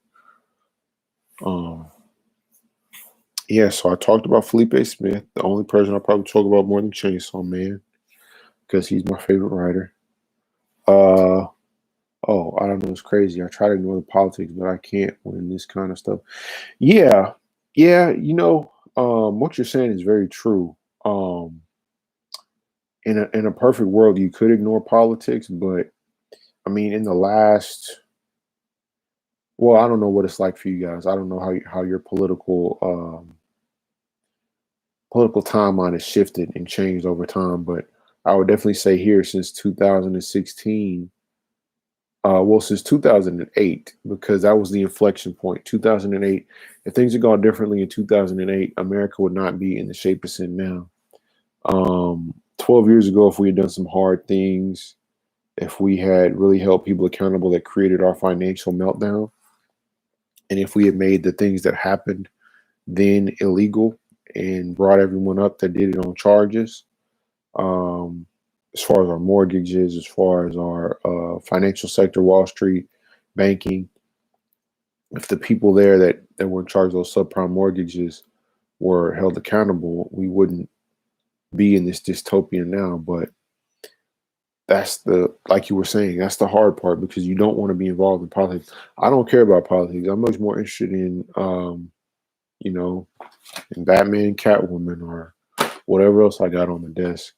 So those are the things I care about. Those are the things that are interesting to me. Movies or TV shows or cool theoretical or philosophical or science fiction concepts. That kind of stuff is interesting. Movies, looking at all the Stanley Kubrick's back catalog, that kind of stuff is interesting, but I don't really care about politics. I mean, there's nothing interesting about taxes or, you know, traffic, construction, or transportation. But because the people in our politics are so incompetent, they make it blatantly obvious that they don't know what they're doing, but then also want to get away with everything. They're trash, but don't want to be impeached, don't want to be removed, don't want to step down, don't want to pass things on to somebody else, don't want to allow people with real vision to work. So they're trash. They don't want to get any better, and they want to stop anyone else that wants to do better from coming up too. So it's really like a double negative, a triple negative. So I guess that would take us back to being just regularly negative. Um, and like you said, it goes on all around you. Um, there are so many different sectors of life that are incompetent. Um, Here in America, probably more so than you guys in Canada, we don't have clean water, clean food protections like you guys have. Our FDA is more or less a joke. Um, we really don't have any clear nationwide regulations on reporting what chemicals or how much sugar is in our food or how many calories our meals are, or the ingredients for meals are that come out of cans. Um, there's just a lot of duplicity in the American government Um, our tax code is terrible. At least Canadians, you guys have taxes figured out. We do not have taxes figured out at all. Um, all the rich people here dodge 100% of taxes. If anything, they get refunds, even though they're billion-dollar companies or multi-million-dollar companies. Um, yeah, tax laws are abysmal. You guys have the healthcare thing figured out. We still haven't gotten healthcare straight here. Um, and to a certain degree, that's intentional. They want us to be sick. They want us to make sure we can't think clearly. We're always worrying about our bills or caught in this rat race and we're not allowed to really enjoy our lives. So it's a conscious choice to try to keep us subjected to intolerably cruel environments here in this country. You guys at least get the opportunity to question and hold individual leaders accountable. Here, leaders try to keep a distance and avoid any kind of credibility or accountability, or really get any kind of face time with their constituents. It's more of an attempt to try to hide, do whatever you can to avoid interacting with the public, and then only interacting with the public on your terms online or through social media, through video clips, news interviews, and you curate what questions are asked. So anyway, our politics here are terrible. I'm certain they're the worst in the world because we're essentially just a third world country. Um, anyway, yeah, I did like the firefighter thing. The firefighter thing. I don't think I've seen the new Halloween trailer. All right, so I'll do that. I'll watch the new Halloween trailer. Orange Canard, if you want to talk about Halloween, drop some questions here in the chat. I'm gonna just watch this Halloween trailer real quick. I don't think I've seen that. I believe this Halloween Kills is the new movie, newest Halloween movie. Anyway, yeah, I'm gonna watch that real quick. But yeah, Orange Canard, if you want to talk about some Halloween stuff, Michael Myers stuff, what's your favorite Halloween movie? Um, Either your favorite Halloween Michael Myers movie or just your favorite horror movie in general. Anyway, whatever. Just put some questions in the chat. I'm gonna check out this Halloween thing. Halloween trade. All right. Let's see. No. Halloween Kills official trailer. Yes. I will click on that. Yeah. Let me go back up. Boop. All right. Watching that. Let's do it.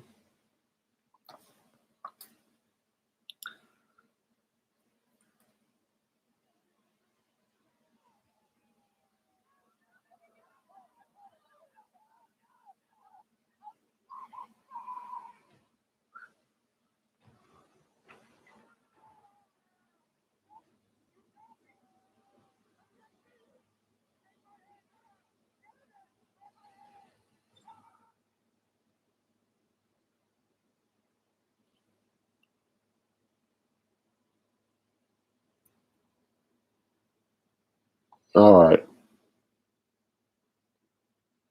I can't watch that. All right.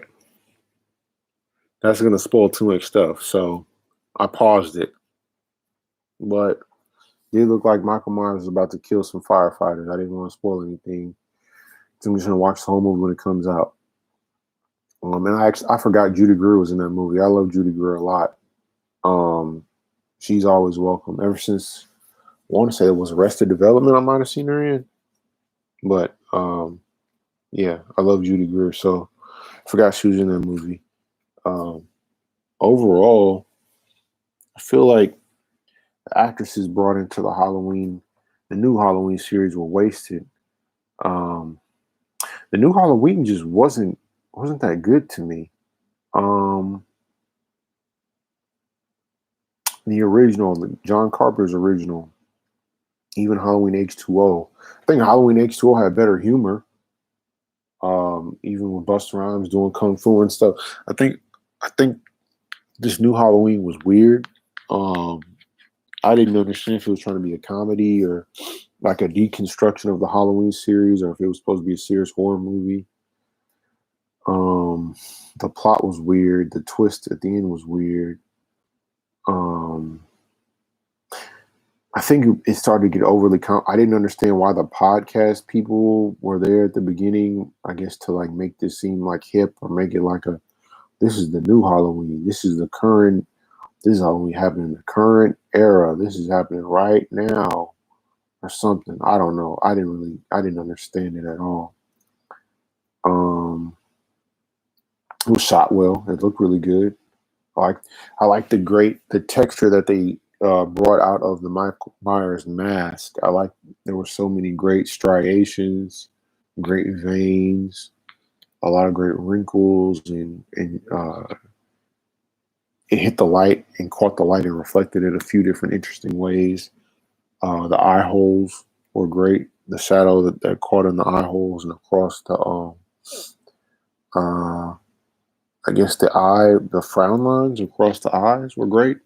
I don't know. The new Michael Myers looked great. I really like the way the new Michael Myers looked. Um,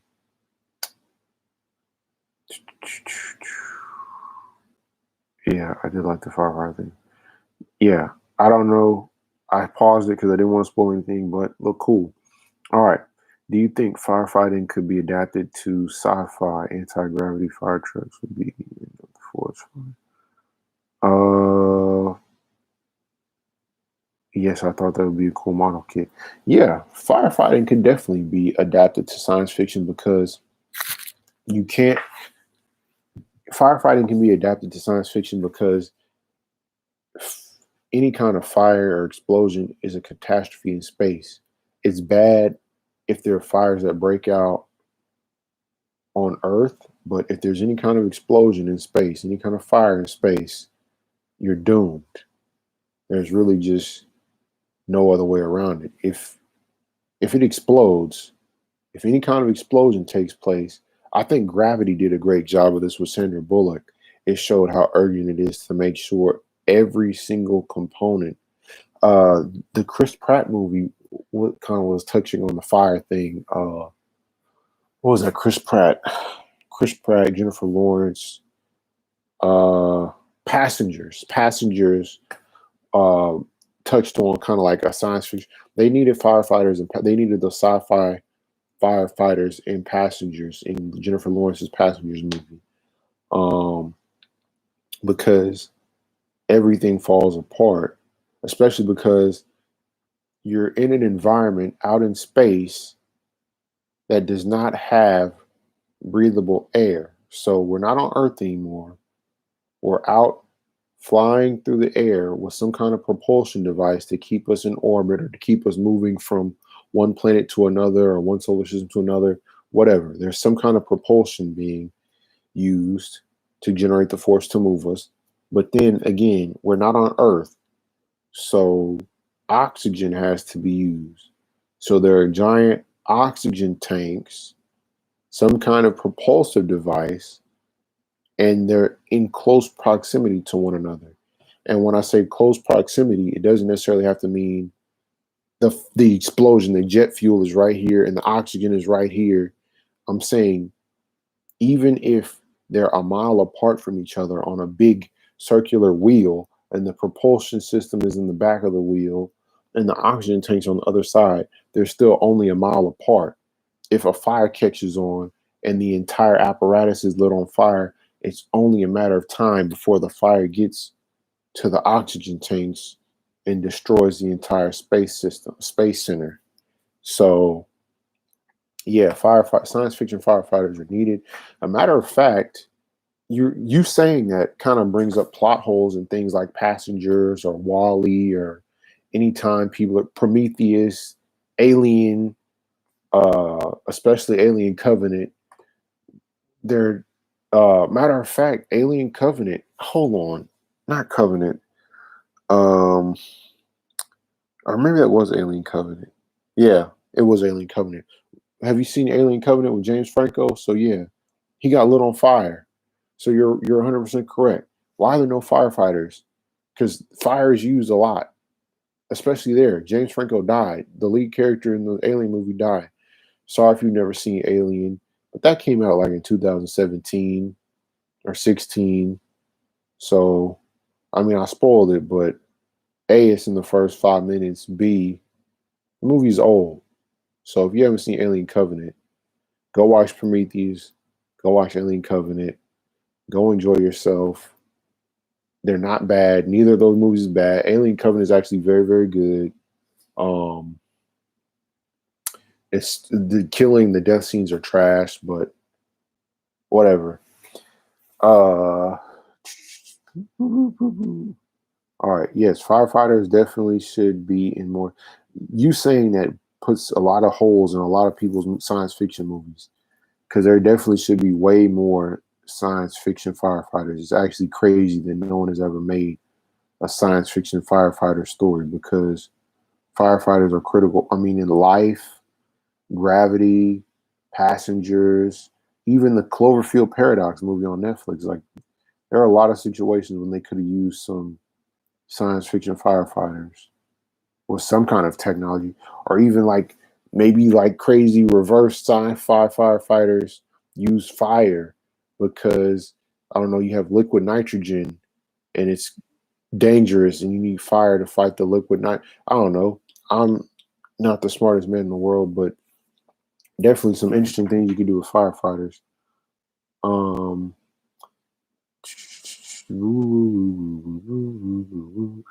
I remember seeing the one where the kid gets beat with a stick. That was the one I remember the most. Oh, you talking about Halloween? The Halloween where he gets beat with a stick. I don't know. I'm not sure. I don't remember. Hey, but since I'm thinking about some stupid stuff with kids, Children of the Corn 3. Yes, Children of the Corn 3. Where is it? There has to be some way to play you guys this freaking clip. Oh, shucks. Where is it at? I gotta play Children of the Corn 3 clip. Y'all gotta see it. Create a poll. I want to create a poll. How do I play it? No. You have to let me play it. You have to let me play it. Come on. Children of the Corn. Let's do it. Okay. Right now, let me play it. I'm going to just put the clip in the chat. Anyway, you guys need to of the Corn 3. Where is it at? Play the scene. And it better be on here. Yeah, no, I don't care about the freaking track. Full movie HD. I don't want the full movie HD. Just want my scene. Elon Sermon. Just play. Yes. Yes, this is it. Yes. You all will watch it right now. Anyone watching this live stream must watch this Children of the Corn 3 clip. And it's not even the best part of Children of the Corn 3, but it is amazing. Everyone needs to go to YouTube right now. Click on that link I just put in the chat. Watch this Children of Corn 3 scene. And then go watch the whole Children of Corn 3 because it is absolutely ridiculous. It is not a horror movie. It is a comedy movie. So I'm not saying watch it and like, oh, it's so ironic how they were trying to be scary, but it was scary. These people were trying to make a comedy movie. They were not trying to make a horror movie.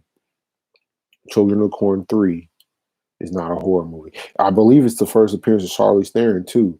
So go watch young Charlize Theron in her first on-screen role in Children of Corn 3 Urban Harvest. So yeah, go watch Children of the Corn 3 Urban Harvest on something. I watched it on Amazon. I think it was like $3 to rent it. Anyway, it's worth way more than that. I think I need to go to the pawn shop or something to see if they even have a copy. So that's a good movie. Anyway, yes, Children of Corn 3, the one where the kid gets beat with a stick. All right, Halloween. So what's the best Halloween movie? What is the best Halloween movie? The first one. Yep, that was easy. None of the other ones are even close. Although I will say, I don't understand why people slander the Rob Zombie Halloween so much. I don't understand all the negative energy around Rob Zombie's Halloween. I never really thought they were super trash. I didn't think they were just the absolute greatest, fantastical God's gift of horror. But I didn't think they were just the worst films of all time or crimes against cinema, like some people. I mean, Tyler Mane was cool as Michael Myers, made a lot of sense. I don't know. Maybe I'm overthinking it, but it had an interesting visual style. But yeah, Halloween 1, John Carpenter, Jamie Lee Curtis, perfect. I've watched that movie 10 times, maybe more. I've definitely seen it out of any movie that exists. I've seen it the most times because to me it's just infinitely rewatchable. I get something new from it every time. I like Halloween documentaries, seeing how they put the movie together. I like learning more about John Carpenter's directorial style. And yeah, anyway, Halloween 1 is the best Halloween. So there you go. With that, the opening credit sequence, all of it, everything about it is good. I remember seeing, I read that. All good. I'm a storm. My memory ain't the best. Yeah. Well, see, I didn't know whether or not your memory was the best, but I know mine's not the best. So I just like to put little notes and stuff for people to watch, catch it in the chat, click on it if they want to use it, or write it down later on. Go for it. Even just a small group of humanoid robots. Yeah. Yep. I agree. There should at least be some kind of robots to put fires out, but really don't even think they've tried to do that and make any kind of robots show up. That would be really cool, and it would render a lot of the dumb stuff that even Leprechaun in Space, stupid Jason X. Well, Jason X did have a robot on it. Anyway, yeah, and there was actually a good fight between the robot and Jason X. So yeah, go watch your Jason X. Oh, sorry, I like Jason X and Vanilla Sky. And what else was I not supposed to like? Jason X, Vanilla Sky, and another movie I'm not supposed to like. I'm sorry, I like 3 movies that I like, and I'm not supposed to, but I thought they were good. So I watched them a few times actually. I like Jason Goes to Hell. Sorry, I like Jason Goes to Hell. Sorry, that's my favorite of the Jason movies, but it is. And the weird little when the golem things come out and take Jason to hell, or the stealth ninja woman comes out and does kung fu on Jason. I like all that. So tough toenail. All of it is good. All of it is fun. And I love it. And I'm not sorry for that. So everybody go watch Children of the Corn 3 Urban Harvest. That is the main moral of the story. Have I seen any Bigfoot movies? Maybe. I have to look. Bigfoot movie. I want to say there was an animated Bigfoot movie. Bigfoot Jr. What in the world is that? Okay, there is Bigfoot Family. My son actually has watched Bigfoot Family. Looks like there is Harry and the Hendersons, which I actually was familiar with as a child, but it always scared me, so I never sat down and watched it.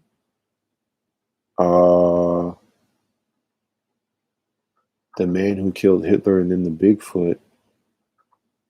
Oh, Strange. Yeah, okay. Strange Wilderness. I have seen Strange Wilderness. Yeah. Yeah. I saw Strange Wilderness. That was a comedy, though. I believe it was Steve Zahn. But, I mean, The Man Who Killed Hitler and then Bigfoot, I want to say that's Sam Elliott. That looked interesting. It's always good to see Sam Elliott around. He's always a lot of fun. I don't think I've ever been like, Sam Elliott, why is he here? Like, he's always cool. It's always fun to have him around, show up in anybody's movie at any time. I'm happy. He's a lot of fun.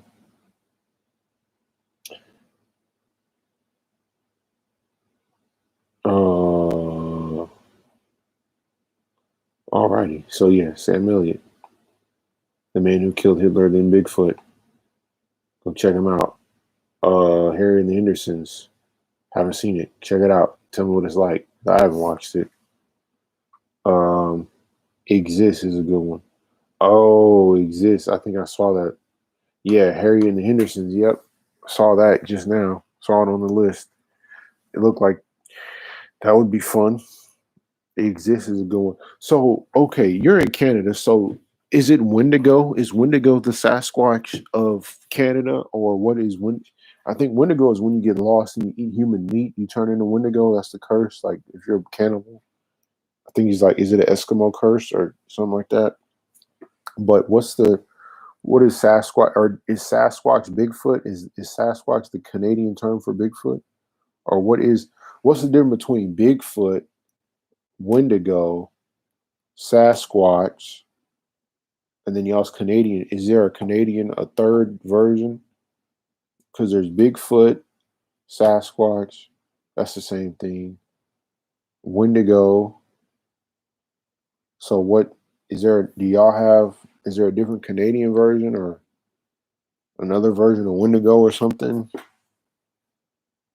What's the alternative? What's the difference? I don't understand the difference in the mythologies. And I know you had brought up that you were trying to study monster mythology, especially North American monster mythology. So I'm not 100% on what it would mean. Um, what's something else? What are these weird open? I have random open tabs. All right. Oh, Michael Keaton. Oh, okay. So that's an interesting question. Did anyone think Michael Keaton was going to come back to being Batman? I never thought he would ever come back and be Batman again. I thought that was over. I didn't think there'd be any chance Michael Keaton would ever come back and play the Batman role. So I was pleasantly surprised. Was anybody else surprised that you knew it'd be, especially after Birdman? I figured he would never come back. Oh, hey, no, no, no. Nothing random about watching The Founder. The Founder is a great movie, one of the greatest movies. Definitely Michael Keaton's best movie of the last 10 years. Founder is amazing. The Founder is beautiful. It's emotional. It's motivational. The Founder is a great movie. Anyone that sees The Founder should just get up and go be inspired to go achieve at the highest level. Go step outside your comfort zone. Do something you never would have done before. Uh, I don't know. The Founder is great. I have nothing to say about The Founder except that it's great. There's nothing else to be said about The Founder. It's just good. Founder is just a great movie. I like everything about The Founder. I don't have any complaints about that movie. It's one of the few movies I have absolutely nothing negative to say. Michael Keaton as Croc is great. I just love the whole premise, the movie itself. Linda Cardellini, I think, is in it as his wife, maybe second wife. I don't know. She's really not that old, nowhere near as old as Michael Keaton. So that was kind of weird. That was confusing. But anyway, yes, Founder is great. I don't 100% understand the casting choice there. I like that actress though. She's Hawkeye's wife, and she's Michael Keaton's wife. And Jeremy Renner and Michael Keaton are nowhere close to the same age. Okay, maybe I'm lying. Are they anywhere close to the same age? I'm almost certain they're not. Michael Keaton is probably 70 years old. Yes, Michael Keaton is 69 years old. Okay, then we pop on over here to Jeremy Renner. I'm almost certain he's like 50 years old. Okay, yes, he's exactly 50. So yeah, I don't really understand. Linda Cardellini is not anywhere near old enough to be Michael Keaton's wife. But anyway, whatever. You never knew who played Beetlejuice. What? You didn't know Michael Keaton was Beetlejuice? That's really the only thing I knew him from besides Batman when I was younger. So um that's pretty crazy. I feel like, a matter of fact, ooh, this is a hot take. I don't know if it's a hot take. It's probably just common knowledge. But Heath Ledger was just doing Beetlejuice in the Batman movie. So Heath Ledger was playing Batman, playing Beetlejuice. Heath Ledger was just Beetlejuice. The look was the same, the voice was the same, the mannerisms were the same, The suit was the same. The hair was the same. Heath Ledger was just Beetlejuice. I don't know when I came to that conclusion, but maybe like 5 years ago. I don't know. I never heard anyone else say it, but Heath Ledger was pretty much just playing Beetlejuice in The Dark Knight. I mean, not really good or bad, but just the truth. He just was pretty much Beetlejuice in that movie. Can't really explain why, but that's what it is. I can't explain it. Um,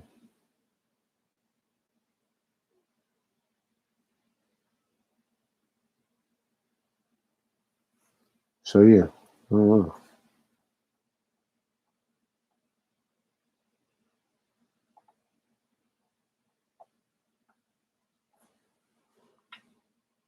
Oh, okay, yeah, I can see exactly. Yes, I'm glad that you see my point, Orange Shannara.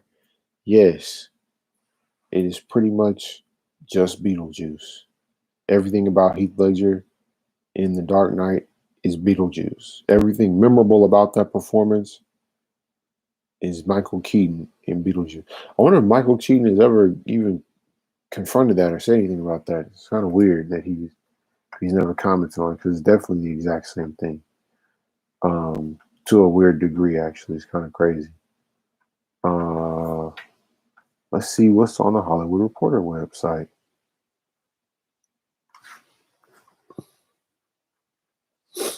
Mm-hmm.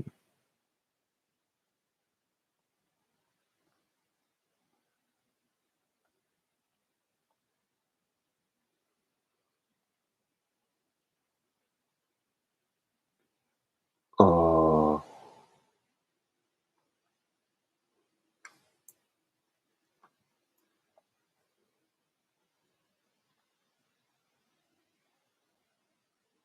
ooh, FX impeachment, Armor Wars. Ooh, Birds of Prey. Okay, here's some stuff I could talk about. I haven't talked about before because I didn't know it happened until just right now. A hidden refresh on Hollywood Reporter. Birds of Prey spinoff is in the works. Misha Green. Misha Green is uniting with her Lovecraft Country co-star for a DC movie featuring Black Canary. The project, which is in early development, HBO Max, is a spinoff from Birds of Prey, will feature Harley Quinn and blah, blah. Green will write the script for the feature.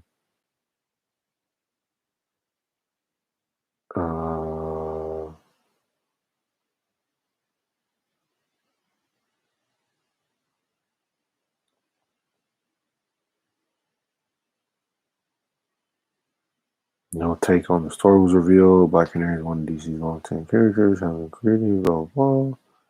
Green became one of the hottest creators in town thanks to Lovecraft, which became a buzzing old position. Makes one mother.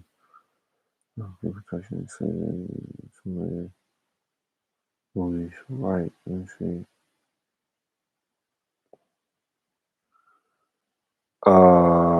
Interesting. All right.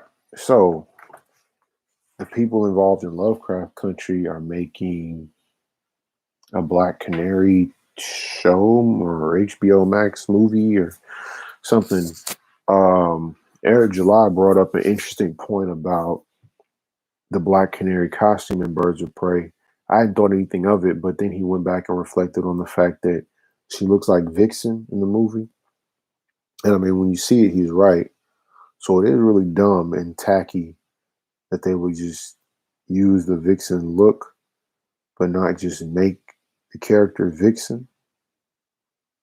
It's almost like the reverse of Spider-Man Homecoming when they steal Miles Morales' sidekick, but make Peter Parker white. I mean, if they were just going to steal his sidekick and the whole idea of going to this school and basically just steal the whole Miles Morales story, why not just make the new Spider-Man Miles Morales? I don't really see the point in making him Peter Parker, but you use all the Miles Morales storytelling beats. I don't know. That was kind of confusing and weird. I didn't get the point. Um, Anyway, but beyond that, the Lovecraft Country people working on Birds of Prey. I don't really see the overlap. I guess I'll have to sit down with Lovecraft Country since it's so popular, it's getting people work now. It just didn't look that interesting, and I feel like the Watchmen series covered the same territory and gave it about as much time as it needed to really make its impact. So, really didn't want to hop into Lovecraft Country. Seems like everybody's doing a story where black people are struggling and it's racism and it's bad and it's kind of played out. Hopefully, Birds of Prey has some good action. Journey Smollett definitely had all the best fight scenes, all the best choreography. She was the best fighter in that movie. So hopefully they use her correctly because she's one of the few women that actually can really fight convincingly on screen. A lot of times the female choreography is kind of goofy. And Margot Robbie was terrible in the new Suicide Squad movie. That was a really badly edited fight sequence that she kind of paid most attention. She was paid the most attention in. Third season of American Crime Story focused on Bill Clinton impeachment. Oh yeah. Oh, it's gonna be so good. Oh, and it starts on September. Man, I need to go get cable. Man, and it's Beanie Feldstein. Oh man, and she looks just like Monica Lewinsky. That's crazy. Sarah Paulson is in it. Oh man. And Clive Owen is Bill. Yep, that's gonna be great. All right, so American Crime Story, great. New American Crime Story season, gonna be fantastic. All right, that's pretty straightforward. No surprises there. The other two are great, so this one will be great. No shock, just facts. American Crime Story is fantastic. Boop boop boop boop boop boop. Oh, Armor Wars. Okay, let's see what's happening with Armor Wars. Don Cheadle and Yasir Lester will come together for Armor Wars. They work together on the Showtime comedy Black Monday. Black Monday looked pretty cool. I've never seen it though. Stand-up comedian turned actor Yasir Lester is suiting up. Marvel style Lester starred in Making History, worked as a scribe on The Carmichael Show and Girls. Tapped as head writer for Armor Wars. Starring Don Cheadle. Blah, blah, blah. One of Marvel shows that keeps a lot of legacy of Tony Stark. Comes back as James Rhodes. The armor will fall into the wrong hands. Okay, so I don't understand why Armor Wars and Ironheart are two different shows. Because Riri Williams is technically stealing the armor, which I would think would come into Armor Wars, where the armor's falling into the wrong hands. All right. I don't know.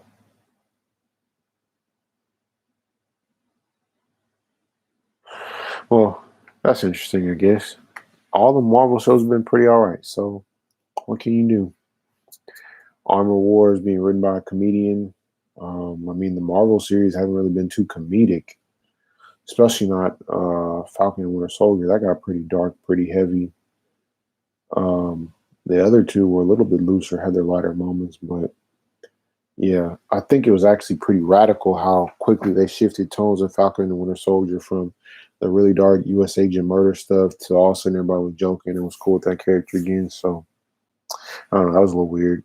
But all right. So I've been talking for like 2 hours and 10 minutes. I'm gonna go ahead and wrap it up. I don't really know what else to add. Guess I'll see everybody on Monday. Yeah, there you go. Hope you guys have a good night. Anybody watching later, subscribe, like the video, leave a comment. Let me know what you think of the video if you see it later. And talk to y'all later on. Good night.